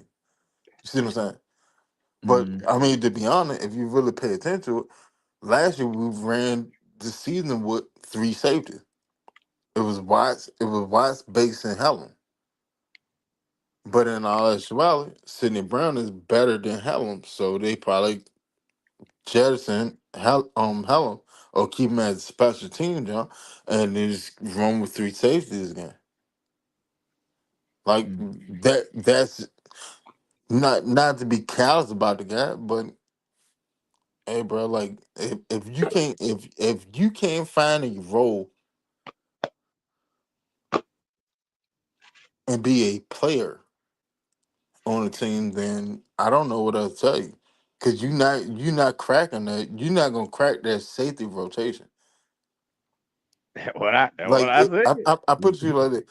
If Helen become a starter on in this defense, all hell done broke loose. Man, I don't even think he on our radar, man. I don't think he on Albert radar because he was with here last year with Albert, and like you say, didn't even sniff the field. I don't even think he know his ass, doesn't know his name. But No, like he got on the field, but he got on the field as special team. And yeah, that's what like I'm talking in about. all He actuality, didn't Yeah. get on the like field he didn't get on the field when that's your Albert was role. calling defense. That's your role. Like you're a special teamer, and there's nothing wrong with that. Yeah. There's nothing wrong with it. Like hell, what dude name from New England? Slater. Slater made a whole career out of being a special team ace. Hell, Kadero Hyde made a career out of being a special team ace. Pro I'm like Bowl shit. You get pro happens. acknowledgements for that shit. You do get But That's see, what I'm like acknowledged for talking that. about. that Did he that make the Pro Bowl with us as special team? you see what I'm saying? Yeah, he Like Pro And we Bowl. talking that about some damn that Pelham. that that Hodge go is our that guy. that goes to Now Hodge football gone. acumen. Yeah. That But I'm goes to saying football acumen. Like, Hodge, hey, Hodge made the I playoff. I mean, the Pro Bowl as our special team guy, and we sitting up here looking for Helms, and we already got a Pro Bowl on special team. well, no, could be cut Hodges. Hodges ain't on the team no more. Yeah, Hodge gone. I think Yeah, we he cut gone. him. But shit, Helms ain't gonna take his spot. You feel me? Nah, I ain't saying that, Well, man. Hell no. he You he ran he can take crazy, a bro. spot on special team. He can't Yeah, take a hard spot because he's too slow. Like Yeah. Hodges was playing gunner and shit. You see what I'm saying? But like you can have an NFL career as a special teamer. You just have to have the acumen to actually play it yep. and believe in what you're You gotta doing. put your pride to the side to play that shit. Like really just Exactly. just realize like, bro, this gotta be my thing. Cause some niggas probably really can't take that shit like and be like, man, let me actually just put it because they don't really get paid as much as the player, the top name players, even though that's a whole different position group, but But hell, they but, salaries different and shit for real. But you can still yeah, make a decent living off that shit though. but watch this. Yeah, you can. Would you rather get an NFL check or would you rather not because you're proud in a way? That's what yeah, real shit. That's what I was saying. Shit, Like even though What would motherfucker be happen eh, like, if he oh, played? fuck the dumb If shit. Like I'm trying to get the bag. As long as he Period. make the team, special team, because like I say, he might get cut. I hope if he decide, okay, I'm a special yeah, team guy, then the team, I hope the team see him as a valuable special team position. But still, man, this would be a flaw being what folks expected from him when he got here, and now you just. But I don't think that that's gonna be his role on the team. That's just me. What other role you can play? Uh, unemployment, What other role you can play? the unemployment role. yeah. Cause look, our long snapper Liam McCullough, he signed what in 2025 signed a 4 year, 5.78 million extension. That ain't no bad money. What? Exactly. 5 you 78 million? Who? Liam A McCullough. long snapper. God damn, they pay that motherfucker that much? Yeah, that's No wonder crazy. we got salary Like you, cap issues. you can make decent money as a special team ace. You can Damn, make man. money. That's That's not a lot bad of money damn though. money. You know You what I'm lying. saying? 78 million? Nah, but he a decent long snapper though. But I don't know if he a Pro Bowler though. I And ain't then gonna lie. yeah, like keep it a man. Once you to play 3 years in the league, you're a Uh, vet. You're vested now. The yeah. leases you can make is goddamn 1.2. The Yeah, least that's that you can exactly. make is Yeah, 1.2. cause he So all making. right. So even after all taxes go out, get taken out, you making about 650, 750, somewhere in that neighborhood. You still making good money. That's money, bro. You making more than goddamn doctors making. Well, most doctors anyway. Yeah, Like you're making good money. cause what 2025, You just like gotta you just swallow your said. pride to that. Yeah, he getting 1.2 million in 2025, 1.2 million in 2026, 1.2 million in 2027, 1.3 in 2028. But like you said, that should have get broke Whoa. down. Oh, Ca- you talking about the long snap. McCullough. Yeah, the I thought long you Yeah. talking about snapper. Helen. I thought you talking about Helen for a minute. Hell I'm like, no. damn, you know, get Ah, damn contract. hell no, we Like ain't pay that nigga. Hell no. Helen what? Helen going into his last season on this contract? That was I was figuring. Yeah, cause what did he year four just like B John, right? Cause they came in the same draft. I No. don't know if he getting Bijan money now. Nah, Hell fuck, no. He hell no. no. He say year four, like Bijan. Oh, okay, yeah, year four. Yeah, you right. Yeah, cause what he signed, well his rookie contract 4 year, 3.94 million rookie contract with the Falcons in May 2023. Let's see how much he making. Well, his total value what 3,946. Yeah, How three much you point don't make in nine, their whole career? 3 million, Like, around like almost $4 million. Well, you better save all that. like Guaranteed. hell. Damn. Who's that? After taxes on 4 million, he probably done made shit, like 1.8. And it's One point guaranteed. eight. No. Yeah, that shit probably He gone. four off of 4 million. He probably made like 2.4. Yeah, because it's That shit guaranteed probably money. It gone. says guaranteed is like what, $106,300 for real. Yeah. Yeah, but see, like you got so many taxes. Like you have you have your agent fees. You have your regular taxes. You got taxes in every city that you play in. Every city that you play in, unless they don't have a stake tax in that city, you got to pay a tax. That's like your jock tax is that you have to literally pay a tax in every city that you go play at. You're a Falcon, and you go play in Indianapolis. You got to pay Indianapolis tax. If you go play in San Francisco, you gotta pay California taxes. Like you have to pay all those taxes Mm. because you made money in their state. They go to your job tax. So So even though like the contract is for da da da, then you have to. All that right, shit well, chopped down for sure. That shit chopped. hell yeah, all right. Let's say B John hypothetical. Let's say B John get a deal for 4 years and $65 million. All right, That's with what he got 40 on the rookie deal. with 40 million guaranteed. Right. All right. Mm. That wouldn't be too bad. If he get 40 million guaranteed. All right. Well, he probably hit all his escalators or get close to all his escalators. So he'll probably make close to he'll probably hit around like 60 million, maybe 60. He may get the whole 65. All right, that's cool. So let's say that simple math. Let's say he make 60 million after all his taxes and shit.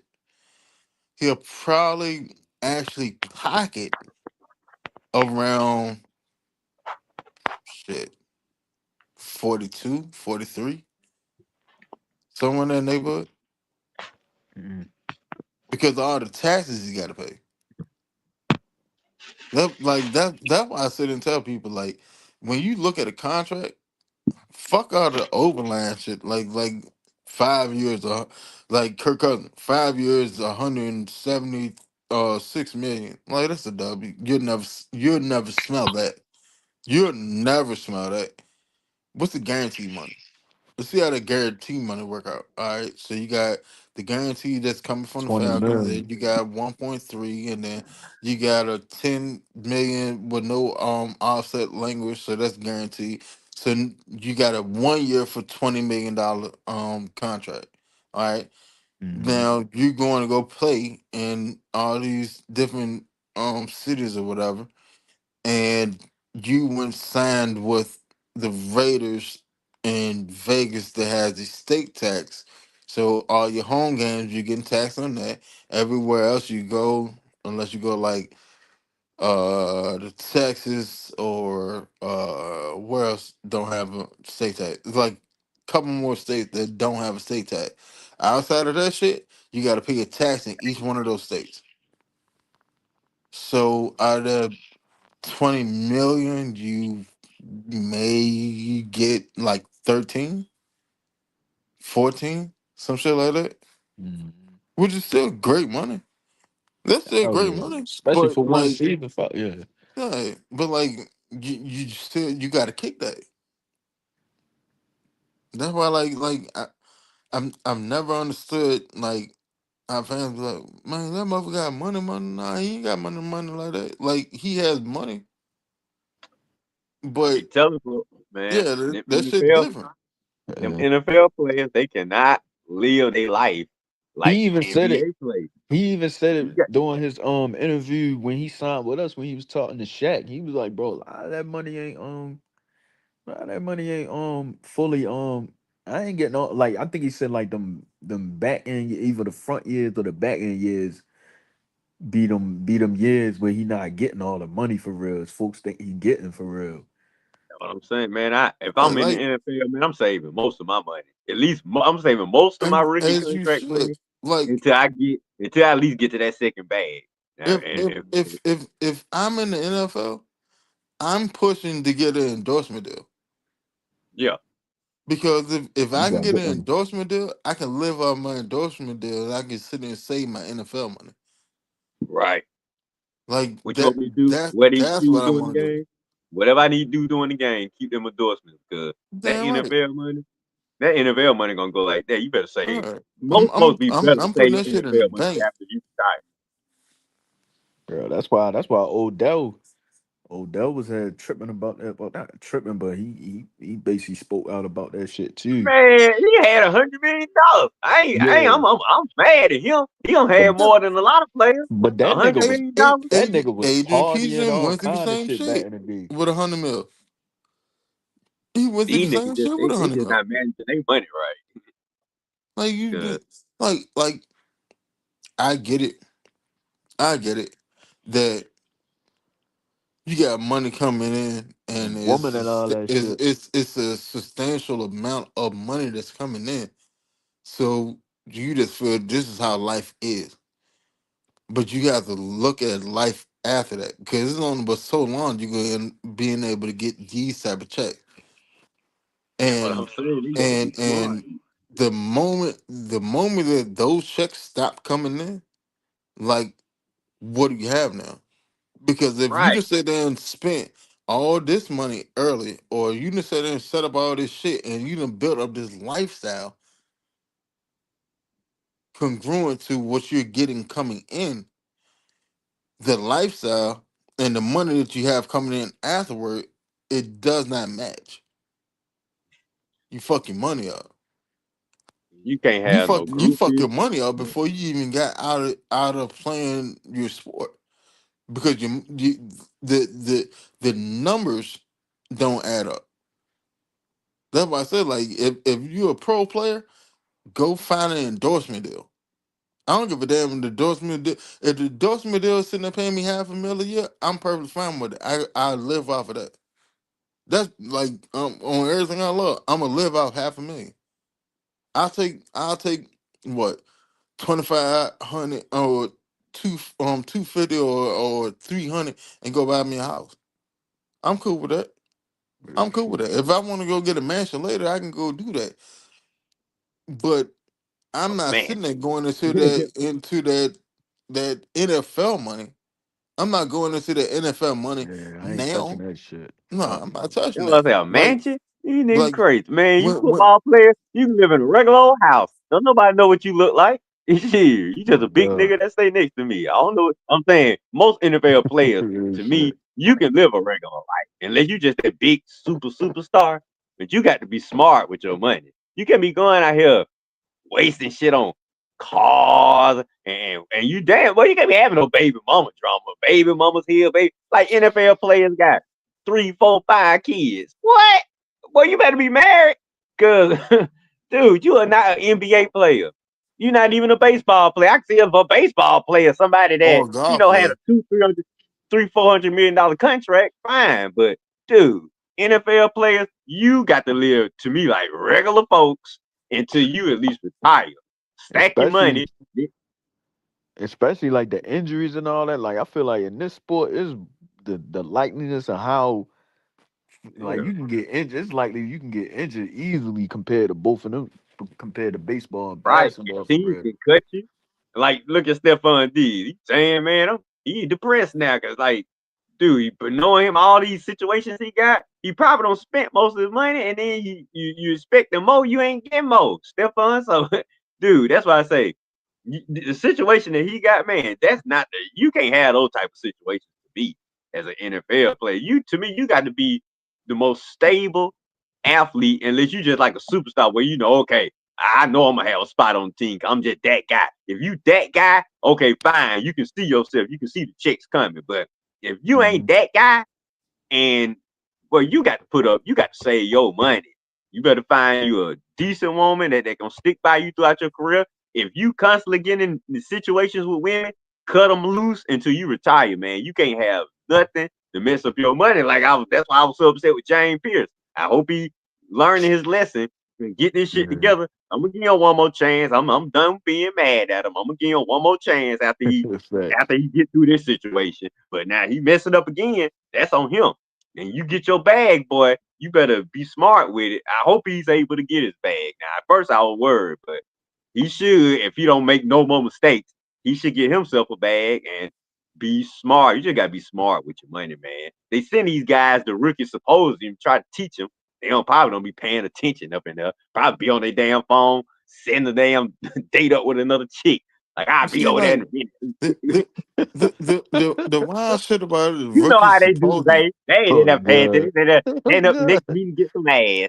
The wild shit about the rookie symposium, like they bring in past players that was at the top of the game, and then you know they fuck their money up, and they sit there and bring it in, and they sit there and be blunt with you.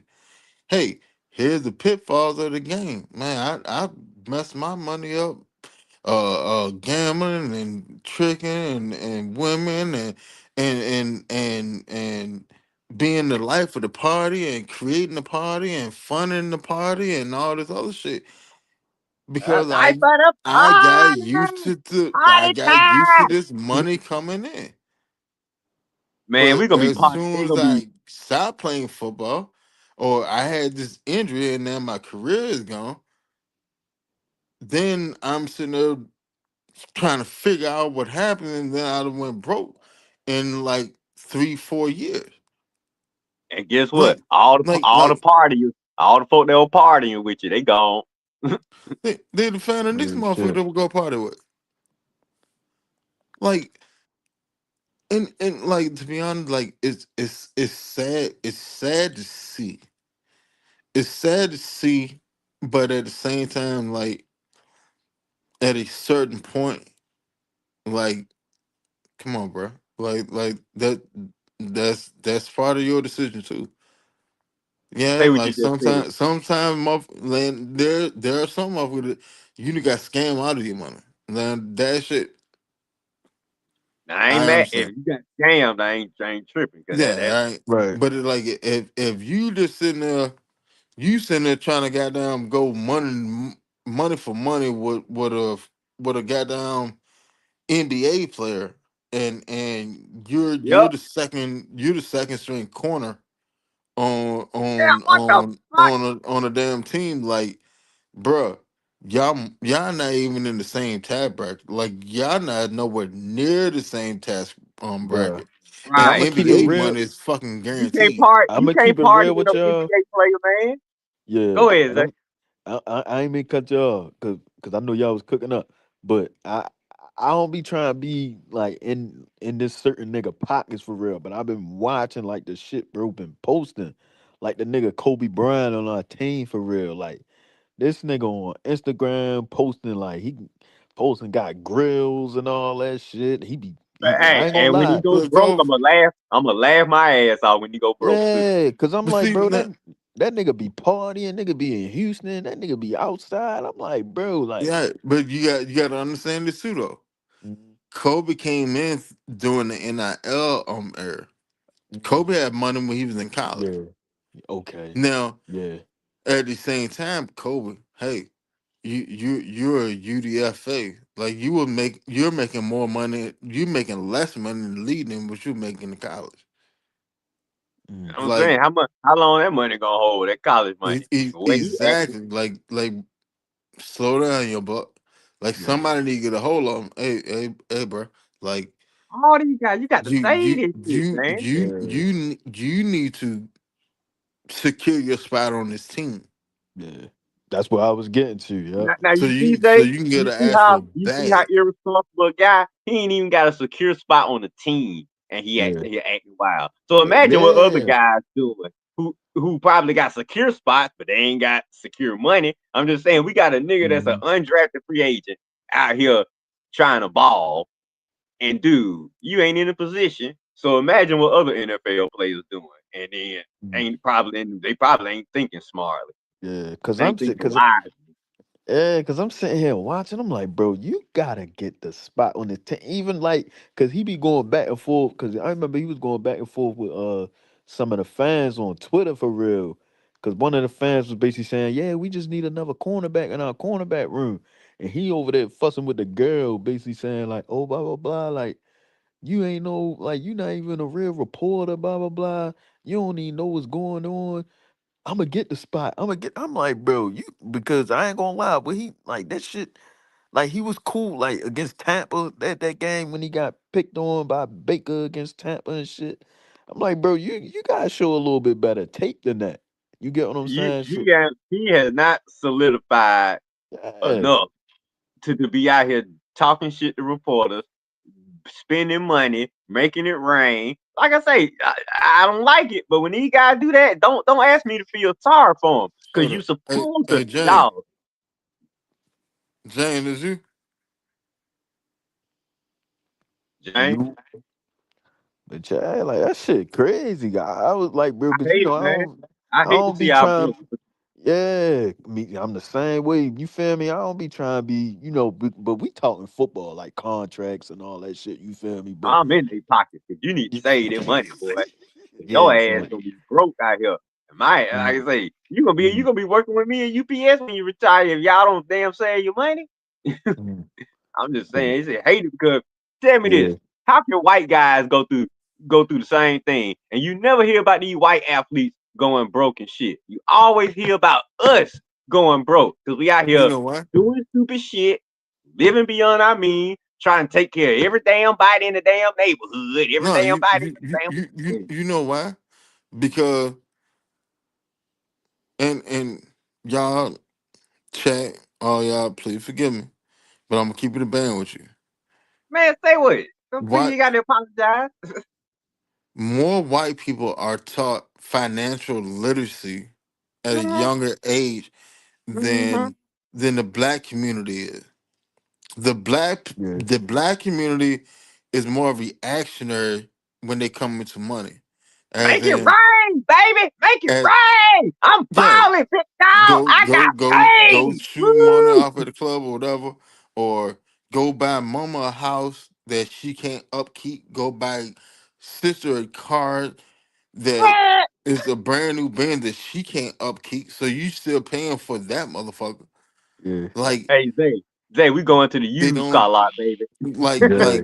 I like where y'all going with it though. financial literacy is such a abnormality in our community, and that's I why hate we that, get man. stung Shit, because I even hate that. we see that lump sum that's sitting in that bank account, and I can do this, I can do this, I can do this, I can do that, but not sit there and think about the ramifications of what you're actually doing.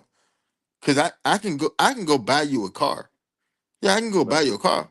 But what good is it? What like all right? What good is it for me to sit there and buy you a G wagon? You can't pay the goddamn get pay the $5,000 to goddamn get the brake change. right. And then like you gotta think like even that like you feel me like ain't nothing wrong getting your mother a crib shit like that. But Just then hey, like just imagine you Yeah, get but your I'm not gonna sit there and buy a fucking a mansion that she can't upkeep. but yeah, that's where I was going with imagine, it. And man, these then you motherfuckers. gotta I'm going to buy you. You want a townhouse? I go buy you a yeah small hell little yeah house. Fuck all that shit. Ain't bad, because you man. These still motherfuckers are crazy, shout. because you still gotta take care of everything around the house. You gotta still make sure because Right. especially you don't You want got her to pay for yourself to nothing. take care of. You got your Yeah, own house. You got your right. own family you got to take care of. And relatives calling. Man, let me do. I got my own family to take care of. Let me take care of me first. Let me see. Let me spend all I got to spend. Then I'll see what I got. These sorry. Yeah. It seems like if you get Like one check. if Go ahead.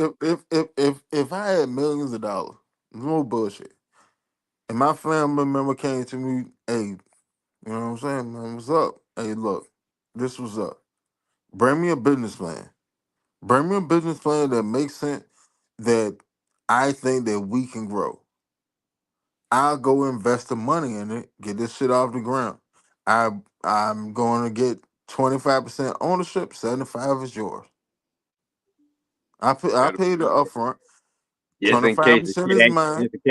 just in case the Tw- shit actually work out. Yeah, 25% is mine. 75% is yours. That way you will always make money. I got residual, and you don't have to come to me to ask about money anymore. See, I can go ahead and throw you 50 bands. But if you don't know what the fuck to do with 50 bands in a couple of months, you come back and holler at me again about some money. Now, see that thing. If I give somebody, That's a depreciating value asset. I Like give you. I'm not gonna do that. I'm not gonna sit there and allow you to keep coming back to me for money. That's a dub. But I'll See, put your ass on the right path where we can make money together. yeah, And that's what that's how I it see. should The thing, be. if I had millions, I would give all my relatives a certain amount, and I would say, look, it's just me breaking y'all off some. I'm fortunate. I was lucky. I got a little wealth. I'm giving all y'all a little something. You're not coming back to me after. If you fuck this up, you're not gonna come back to me after this. I'm telling you right now, I'm changing my phone numbers. All my this. All my people gonna have contact with me is my mom, and my sister. I know they asses ain't like that. They just like me. They cheap like me. As I say, I wouldn't have to buy my sister a Mercedes. I just buy her a regular old car. She would be thankful for the gesture. My mom, Right. small house, just thankful for see they. That's why I am the way I am. I grew up with people who appreciate shit. They thankful just for the gesture. Like, hey, I can't have to do that. I know, but I'll Yeah. do it. Now I got some other relatives. They ass are just greedy. They probably just if I had money, they probably be hitting me up. But like I say, you gotta set a limit, dog. One time, you coming to me once. It's not gonna be again. Matter of fact, I'll tell everybody, you got one favor. Everybody get a favor from me. Once you get that favor from me, that's it. You're not Yeah, but calling me Red, again. like you gotta understand this. Like if you sit there and drop a lump sum in somebody's lap that they don't have a plan to make money for them, Hmm. you're gonna fuck their life up. In all actuality, you're gonna fuck their life up because they're gonna sit there and fuck the money up to the point where they didn't went did this and that, and then they can't keep up that same lifestyle. They didn't went outside of their means because they got a lump sum of money. So now they don't fuck their life up because where they was at, they was either comfortable or they had it figured out. And then they got a lump sum of money and they done went did all this other dumb shit with it. And now what do you have? You're in a worse spot than where you was at to begin with. See what I'm saying? That's why I said to say, Mhm. bring me a business plan, bring me a business plan, and then I will invest in it to get you on your feet so you can make money. I know Or if these you niggas even ain't got no trying to But business go, I'm plan. not gonna just sit there and throw you yeah, I no probably bread. yeah. Let us do I it. just ain't gonna give. I'm just ain't gonna give them nothing. Then I just say, all right, yeah, go get a job. yeah, because niggas can't Yeah, fall you in that right. trap. You Because got think motherfuckers about it. You going, right. I get them about 25 G's and they fuck that shit up. But I tell you, shit I'd be so high crazy. when I might want to kill them. Never think about it. Think about it, right? All right. Fuck Let's say my hypothetically. 25,000 up. Cause Watch it, say I watch don't it. care if I got millions. Hold on, I'm gonna. Hey, you fuck 25,000. I'm Hypothetically, glad. you let's Facts. say that, like, all right, you got a townhouse. Uh huh. You rent a townhouse. You rent it about like 1800, 1800 a month, right? You got like a nice car, like like a Nissan or some shit, Automobile, right? All right, cool. Let go. Let go with a Hyundai Sonata. All right, huh? A Hyundai Sonata. I love them. All right, Hyundai. You got a Hyundai Sonata, perfect. It's already paid off. All right, and I go drop 25 bands off in your hand, right? There you go. Mm, love you. Keep it Oh, right. you talking about you Okay. giving me some money? Yeah, not this, not you, but Oh no, I said just a okay. So random I'm person, the guy in the townhouse. random Okay, I person got that do not have financial literacy and you. Okay, I got have never actually touched bread like that in a oh, lump don't sum. have financial literacy. Okay, cause see, I got a All little right. literacy. So So take myself out the equation. nine times out of 10, this is what this person gonna do. They're gonna go get another wardrobe. They going shopping. Like that's damn near a lot. They're going shopping. They going to go get some clothes. All right. Shit, man. Goddamn, People already used to I what you wear. Why you gonna go change yourself? why did, why did, shit, man. I saw that little Range Rover. They wanted 12 bands for that jump. Go by the range. Cool. So now you just spent shit. Let's say roughly about $17,000. You got about eight left over. I gotta go hit mom. Gotta go hit my siblings. Well, I got kids. And let me buy them some shit. Now you sitting Hold on, you around talking about about me that you just gave that lump sum to? anybody that does not have financial literacy and never actually touched bread like that. God, they gotta be that dumb to go giving money to the. You ain't even got that. Somebody gave you that money. You finna go give it to somebody else? You big dummy. You ain't But lying. that this is what happens. So then So now you got about like I don't know, two Wait, how thousand, much? How a much did you give him thousand, first? How much huh? did you give him? How much did you give 25, him first? 25,000. See, that ain't enough to be damn going to give mom and sister something. After you don't bought a car too, and you don't went shopping. You man, yeah, you right. This is a dumb motherfucker right here. Ain't got But no financial literacy. that's usually what happens because they don't have financial literacy. Mhm. Man, that's just That stupid just though. saying. You got to be No, smart with no, this hold on, money. hold on. Watch this, watch this, watch this. And that's just at 25,000.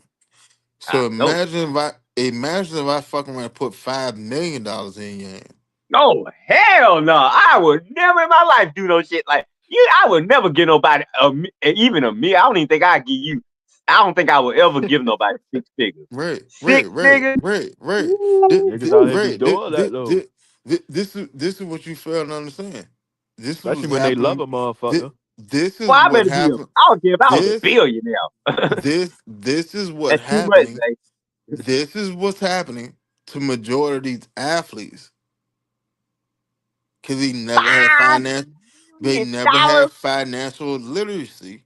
So they sitting there doing the exact same shit that a person at a normal person would do with 25,000. They're doing the same shit at a much larger scale with 5 million. Man, I'm so glad That's why they I ass took them go funds. broke. I'm so glad Like I took them funds class. most pro athletes go broke within the first 5 years after they retire. I know that is absolutely and it's always us. Ain't never no white guys. Always us. Ray Bud said, "I'm currently updating the curriculum for this upcoming summer for my teenagers. I can share with you all once I'm done." Hey Ray Bud, that's beautiful. That's beautiful. You Teach got to them come on. You got to Mhm. come teach on them the while they're show, Joe. young, bro. Teach them while they're young, because I want aspirations for all our people to sit there and touch meals. But if you don't know what the hell to do with a meal is going. You can eat a meal, or the meal can eat you. It's one of the two. One of the two gonna end up happening. I gotta eat. Like, Ain't no million finna eat me up, but fuck that. You give me $1 million right now, Zay Winston. I promise you, dog. I am set Uh-huh. for life. I promise y'all, I am set for life. I ain't gonna. There ain't gonna be no red out here doing no dumb shit. I promise you. Yeah, niggas ain't spending a block being like, yo, I fucked that money up. I was doing dumb shit. Yo, Exactly. I don't owe nobody. I ain't relatives be damn. Mom and sister get what they gonna get, and rest of it red in the bank, growing yeah. interest. And I'm I just ain't putting glad it. y'all sat here and like, sat there and talked about like how that shit really be going with these players. Cause we watch these I guys on the hate that, field. man. I hate to see our players make all Yeah. this money because, like Odell Beckham. I'm pissed off at him right now. How in the hell, dog? Odell Beckham should never be talking about some no damn bank. Odell look, Beckham, look at this. Mm. that is So sad. so so Brian said, drop a bag in my lap, and he said I'm dropping some in my money market account and getting a CD out in a dump truck and start hitting these construction contracts and making my way into earth moving. That right there, that's the move. Ain't that That's the what you move. said? Yep. That's a business plan, right? That's exactly. Business plan. Yep. Exactly. If I had a mill, I would go ahead and invest in it. Give me 20. I own 25% of the company. You own 75%. Let's get it. You ain't lying. You gonna do most of the work. I'm gonna be at home, relax. I Yeah, can get out of here. I'm getting residual. I like if I had a Right. mill, I put all the Hey, money up Jay, front. I'll be at home chilling, dog. I I already put my 25 in. Uh-huh. I will buy his dump truck. I will pay for him to get his CDL. All that Yup, shit. I'm doing And all then that. and I'm gonna go get my dispatcher license so I can give you your damn routes. We sit there and handle all the shit. We keep all the shit in house. With I that, get see, I like, I 25% of the like business. playing. I like You playing get like that. 75%. We keep it moving. That right there is going to make our money grow. Yep. That's how you supposed to do it. Like you don't sit there and just drop money in people's hands if they never touched money before. But you know one thing niggas be doing. A lot of niggas don't be doing, man. Niggas will put that shit in the drugs. Nigga try to flip some packs with that No, shit. Niggas, and if you And they ain't never been if in you the flip drug game for their life. if you flip a pack off of my dime, I promise you dead you're dead to me. Mm, At this point, like man, we was Dead younger. to me. That's something Dead, different. period. But at this point, like I'm down there 40. If you flip a pack off with money that I understand they got down sit there and try to look out for you for what? yeah, Yeah, you dead to me, bro. You dead to me because that just sit there and tell me goddamn your mind haven't evolved yeah. with the age. Cause you still I stuck in can't a I can't yeah, be around you because you gonna fuck around and do some nut ass shit that fuck around and get all of us him up. No, I yeah. can't be around you, bro. That's what Hey, I'm saying. You supposed this shit you supposed to. I wish you well with your path. I wish you well. Oh I hope that God. shit take you a long way. But me and you can't have conversation no more. Cause you're not trying to move the way I'm trying to move. And I can't like everybody ain't meant to go everywhere that you go. And that move right there, I'm 39. If you're another 39-year-old man and I put some money in your pocket and you go flip a goddamn pack instead of trying to goddamn do something legit where you can get residual and shit, fuck out my face, bro. We ain't got nothing to talk about. I'm like my word, we ain't got nothing to talk about because Nigga trying to be the Walter White. Hey, our race bad conversation or whatever. will be entirely different. I can Then you got understand what you're sitting there talking about, but I don't want to hear it. And you can't understand what I'm talking about because that's not where your mind at. Your focus ain't on no shit like this. Like, no, you dead to me, bro. Get out, like you got to move around, bro. Like that ass, you got to move around. I ain't going. Like I'm not going for this shit. Mhm. did he make some money on his ass? I wouldn't give a damn if he did or he didn't. Shit. Me personally, you do that and you expect You gonna like give it Winston just said, you I'm gonna get my profit, but then you still gonna get the fuck out. Thanks for my yeah, I profit. ain't Get out. fucking with you. You can get your money even if you I playing it don't want no safe with it, profit but over I it. At this Yeah, point, you like right. Yeah, cause that at ain't this age, true, no, man. I don't want to touch it. I don't want nothing to do with it. You keep that. Like yeah, if cause that's the route you going, then go that route. Keep it. All I know is that they yeah, don't I rob don't hopefully want nobody. They nothing hopefully come you off of come it. for hopefully you the open a NBA. dispensary with that shit or something. But Yeah, stay away and from if me, you 'cause- do, I'm happy Well, for that's you, bro. legal. I thought you talking about flipping some big time, like Nah, some nah, nah, nah. I was package talking pack. about that, but I'm saying like, all right, you do it, you do make your money off it, but and then eventually later down the line, you don't want to do it illegal no more, and then you decide like, all right, let me actually try to sell this shit legally and open up a Well, dispensary. if we in the state where it's legal and you Right. invest in something legal, then fine, I can actually get some legal money off of that. But Mhm. I thought you were talking about flipping some heavyweight, No, I was some of nah, that, I some of was that nah, I was, but I was boxtail just weight. saying like, I was just saying later down the line, depending well, however that shit goes, you get caught up if you don't, whatever. But Well, I ain't, yeah, our relationship gonna be over with. So whatever yeah. happened to you down the line, that's on you. You don't fuck my shit up because you don't got caught up in my Hey, money. Raybug got a Laundromat. he that's a goddamn motion right there. A Fuck laundromat. yeah, yeah. Yeah, like I'm gonna be honest with you, like I'm about to start like a vending machine company. Hmm. And it's Yeah, play, but I gotta go them the top of perfect spot front. so I All can that place money my y'all vending put watching machines there. in their spot. But if I can get them in the locations and shit, like vending machine, laundromat, that should make bread, Jack. Like, I'm talking about Hmm. like bread. Yeah. Man, you know Especially how you much can. money they gonna be washing in LA. I Oh yeah, but it's a laundromat everywhere. Every hood shit. You see niggas in know. there That, That's they're the $20 worth perfect of front. quarters. They're the perfect Uh, front right there. They gonna be selling uh. big time weight up in there. They gonna be moving weight in and out. And Yeah, like once y'all I gonna be said, all over there.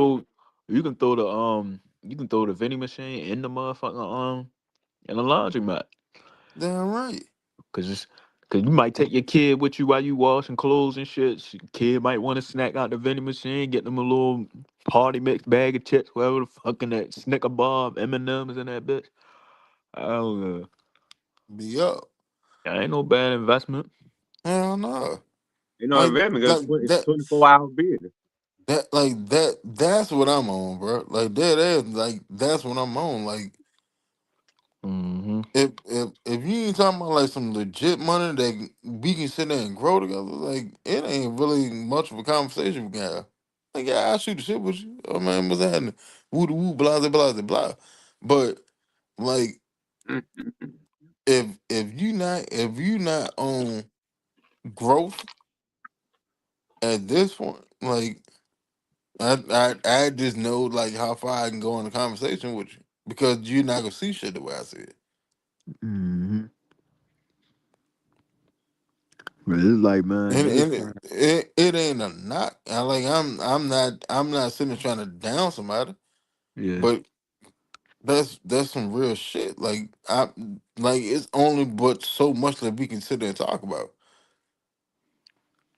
Mm. before we get to a scenario that like somewhere be like, well, shit, man, if I had if I had your money, then I would do ooh, ooh.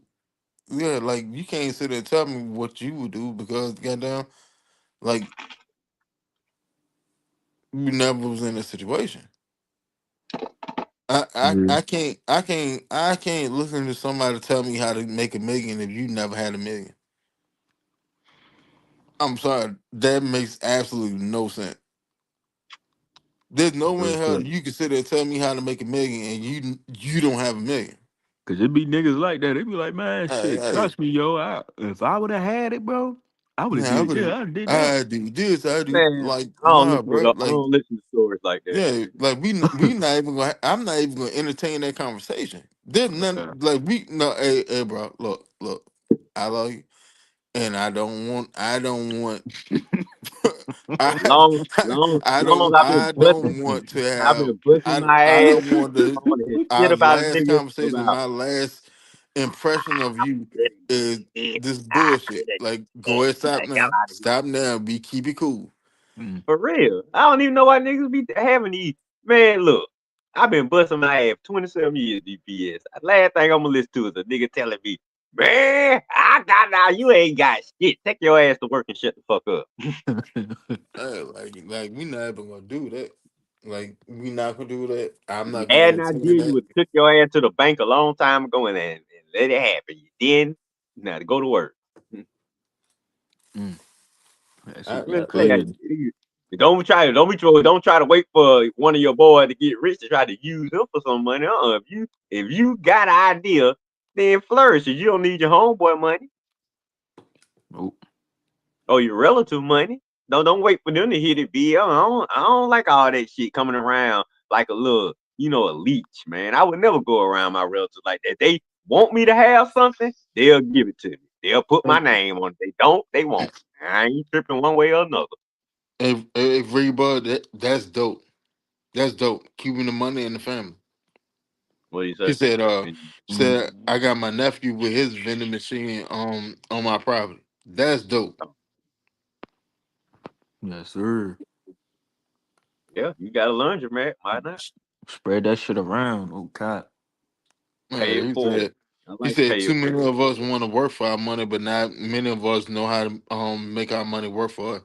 And that's where it's at. You can't. I put it to you like this: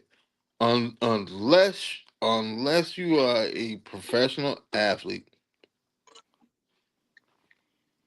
or a top tier job career, Mm. you can't hit a million unless your money make money for you while you sleeping. Point blank period. Like there's no way to get around it. You can't hit a mill without your money making money for you while you're sleeping. If that's not happening, like yeah, you can make some bread, but like you're not gonna get to that point. Like you really gotta put the And I'm telling you this because I sit there and talk to millionaires on the daily. Hey, no bullshit. Like my boss, my boss Trey. This nigga, well, his name a nigga. This white dude. Trey is 22. I've literally sat there and seen his bank account. That motherfucker got 2 point goddamn like 4 million in his bank at 22, doing the same shit I do, doing solar. And this fucker said, I was like, all right, did you get all when I first started doing solar? I said, did you get all this from doing solar? He said, yes, I got it from doing solar, but then I started investing my money, and that's how I got to this point. So that's what I started doing. I started investing. If your money is not making money for you while you sleeping, you're not gonna get where you want to get.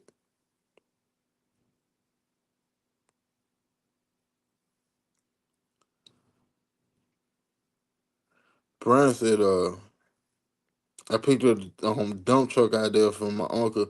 He drives his own and makes 75 to 80 dollars an hour picking up and dropping out dirt and gravel, etc. for highway jobs and companies building neighborhood. Like real shit, like um driving a truck, man, you make bread. Like my pop a truck driver. Shit, I'm 39, so my pop's been driving trucks for like 46 years. Like you make decent money driving truck. Y'all still on? Can y'all hear me? Yeah. Like you make decent bread driving truck. Yeah, yeah. I don't get that.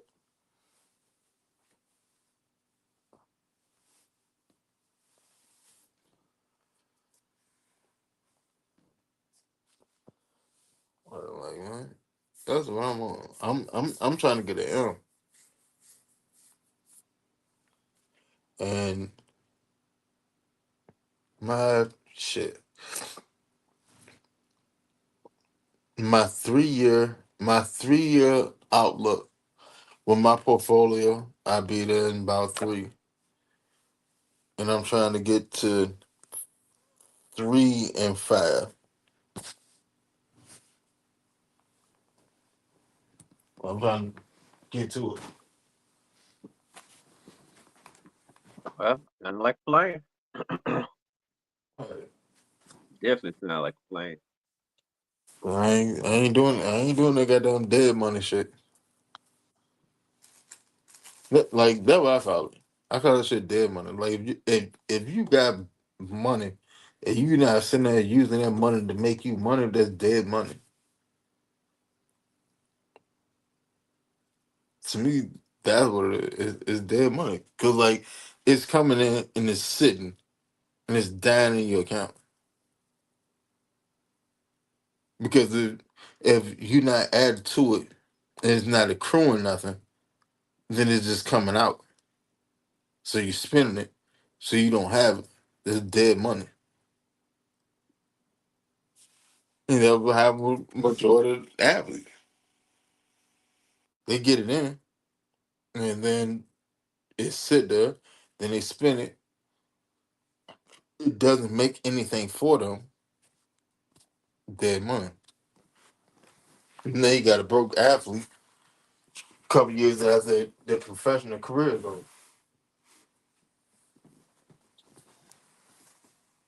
Mhm.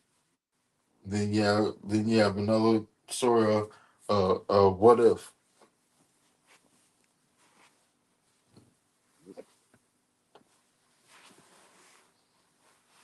Well, hopefully next generation of athletes will learn. Maybe they'll be a little better. We'll see. We'll see. We'll see if the Gen Zers or Xers or whatever they are flow a little better. I mean, yeah, there's a lot of them coming into the damn sport with money. So shit, that should help. A lot of the old generation, they came into the sport broke. A lot of them. So Yeah, A lot but of I these mean, young kids, a lot of these young kids are smarter with money these days. So maybe some of these kids are fare better. Maybe some of these new athletes or younger athletes are fare better than the older athletes. Financial literacy wasn't all that. hopefully, hopefully. I mean, like I don't want to see nobody go broke ever. Mhm. Like, cause like that shit a sad thing to look at. Like Delonte, what Delonte made shit. Delonte made down there like 50 mil in his NBA career, and then he took and got hooked on drugs and all that shit, and went down the wrong path. And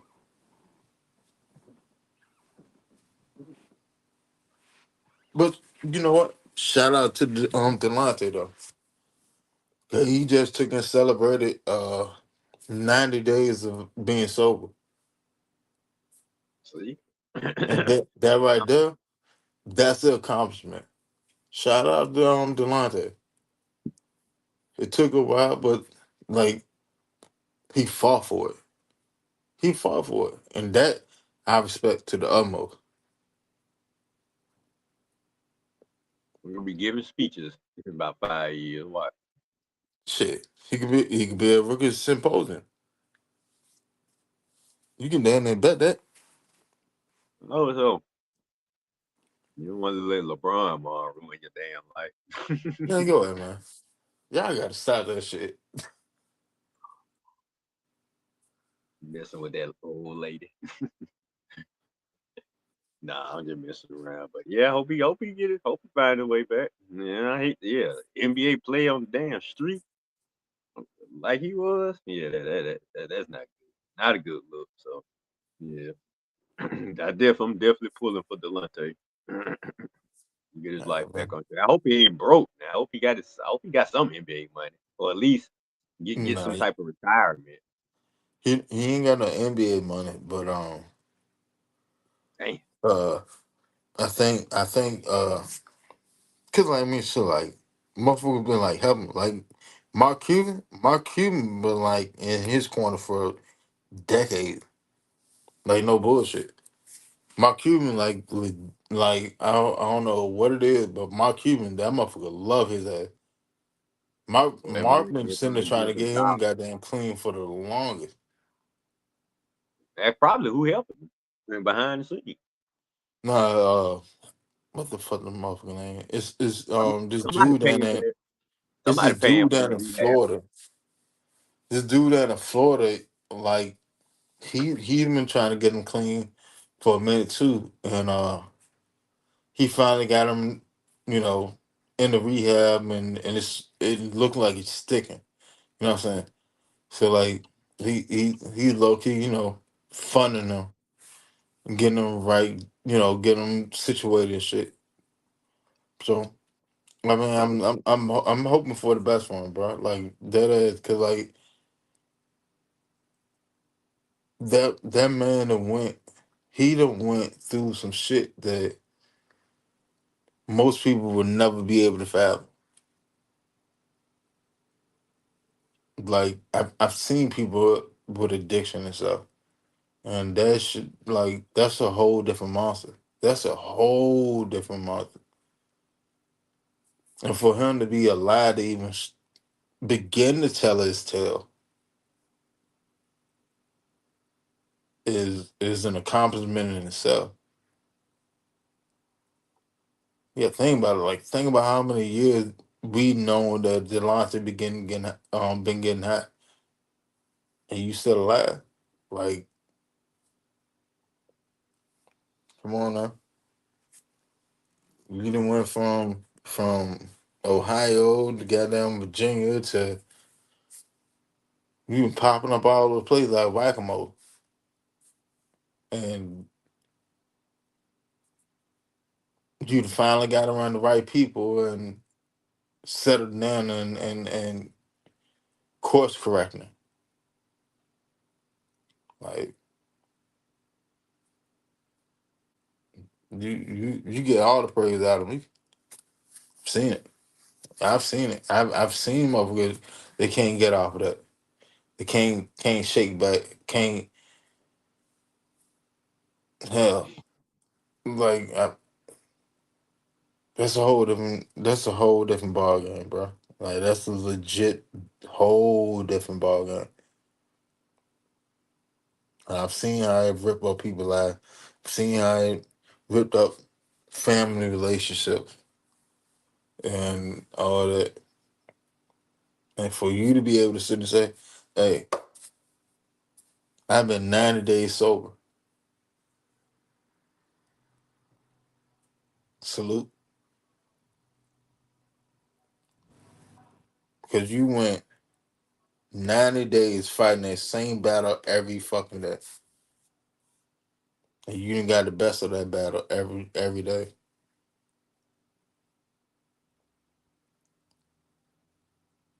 Proud of you.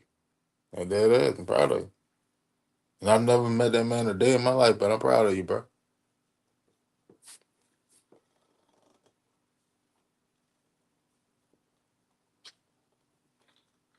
That's another thing. Like that's another thing that I see like in our community.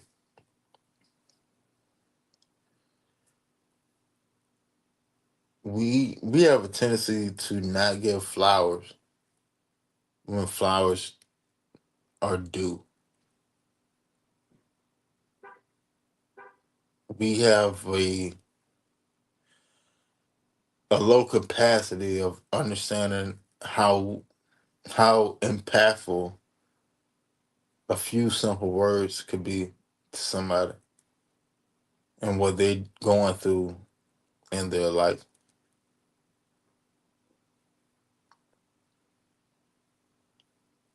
Sometimes somebody like it ain't even about like a pat on the back. Hey bro, like hey, I see you, bro. That little simple shit right there could be the difference of somebody sitting there going get that Knicks pack that they could have OD'd off of, and them deciding to change their life,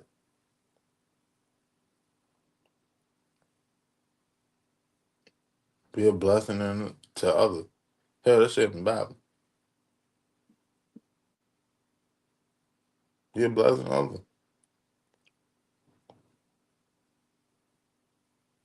The world is built with too much goddamn hostility as is.